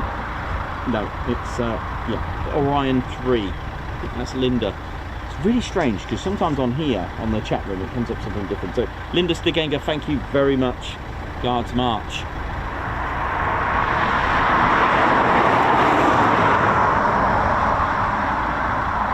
Nick Panayoti, how you doing? Hope you're good, man. Parachute school aircraft, nice. And finally, before I go, before we finish up for the day, we need to get back, Teddy, don't we? Get things ready for tomorrow's Lake and Eve stream. Just before we finish up, this Triple X. Any more on there? Look at the markings there. Triple X. I've got in the description of my own conclusion as well. For those that don't know about the story about the Triple X as well, have a look at the description, because I found the Bulldog aircraft and I found the Hawker Demon as well, with 2 X's on there. So have a look at my description on that, because it's quite interesting. Now, although they are known as the Buzzards, it is really interesting to see 3 X's. Now, I've got a conclusion they're not Roman numerals, because obviously 3 X's make 30, right? So what's going on here? But since the late 20s, 29 Squadron were flying the Siskins, which featured 3 X's on the fuselage. Why is that? But then when flying the Bulldog, there were only 2, and this is after the Siskin. So I've sourced pictures of a Hawker Demon K3976 from 1935, featuring the 2 X's in the 1950s. When operating the Meteor, they reverted back to 3 X's. So what's going on there? So the traditional story is this though, when the designers were told, or the painters were told to put an XX and 1X, right? That's cool, isn't it? XX, 1X is 29. But I think the painter put XX thinking another X. I can see how that went, but then why didn't they rub it out? They left it, which I think is a really cool story. So there we go. But like I said, since discovering the Bulldog and the D-Big and then swapping between 2 and then finally going back to 3, why didn't they just add a 1X? I have no idea. And there's even a story that they had 4 X's at one point. However, my conclusion is this. If you look at squadron markings, let's say take 6 Squadron and take 2 Squadron, 2 AC Squadron, they've got triangles. One of them's got a red zigzag. 6 Squadron's got the red zigzag, right? And the 2 AC have got those triangles. So it goes to show that they do use shapes and colours and pretty things like that. So maybe that's what it is. It could be just shapes. Who knows? But what I do know is that I do love all the stories that go with it. It's pretty cool.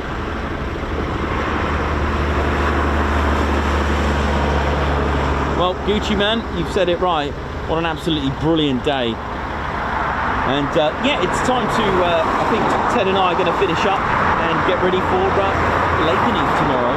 And I hope you've all enjoyed it, because it's been an absolutely marvellous day.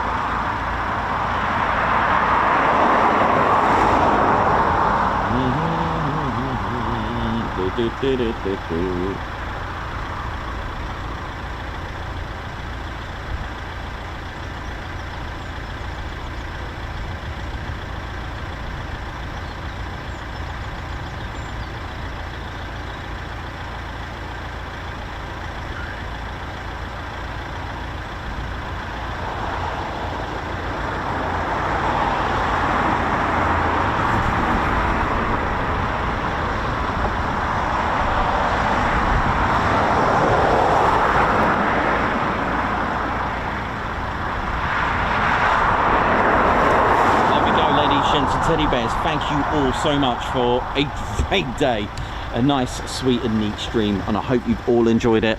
Yes. My name's Nikos. How's it going? What up? Hope we're all good. And I'll tell you what, personally, I've enjoyed it as well. And it's always nice to get that satisfaction as well when you've enjoyed your work today. So hope we're all good. Ladies, gents, teddy bears, my name's Nikos. I've been your cameraman and commentator. This is our squadron leader, Ted Coningsby.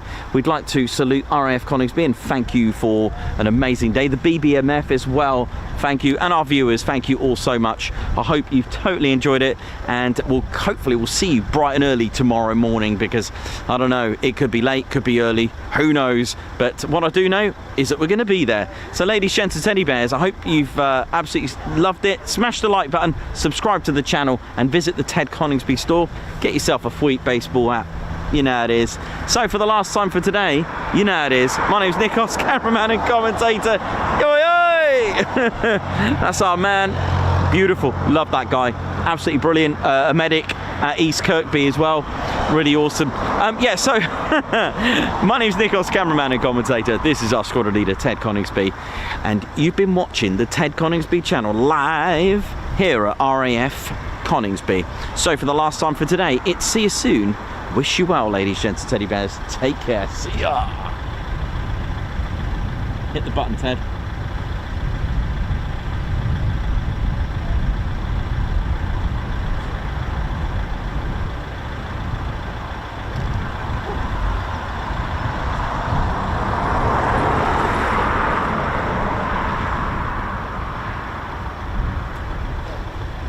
Wrap. Yeah, a kebab wrap. Yeah. That'd be nice, wouldn't it?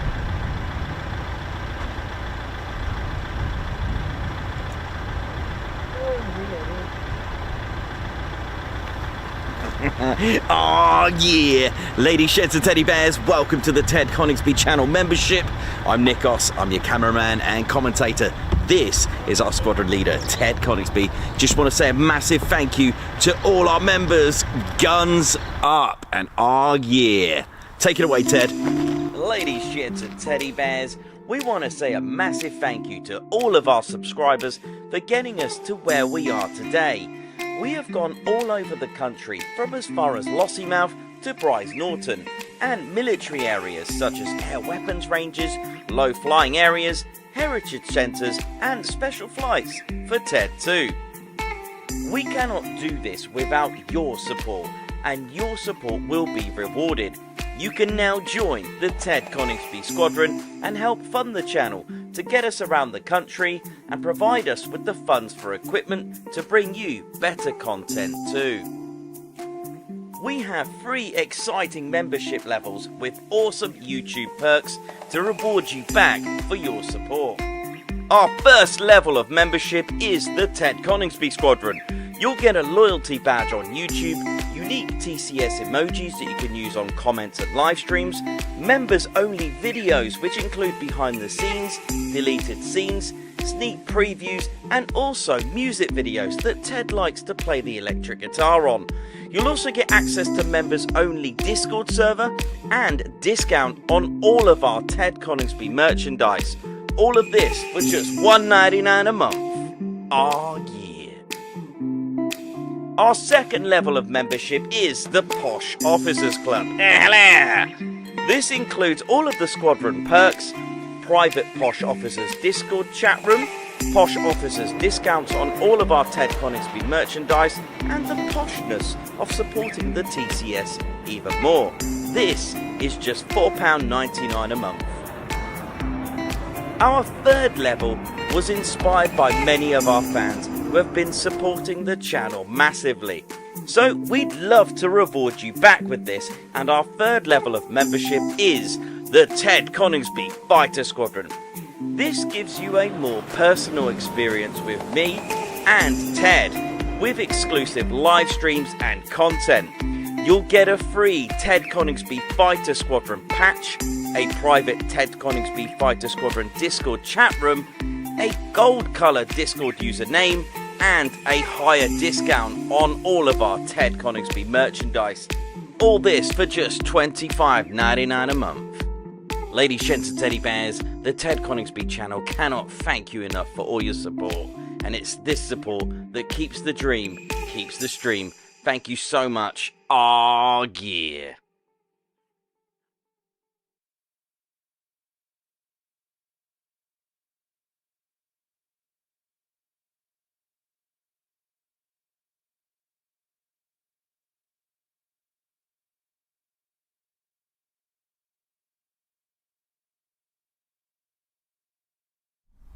Golf India, Brian Circle 1, take this right into an 814.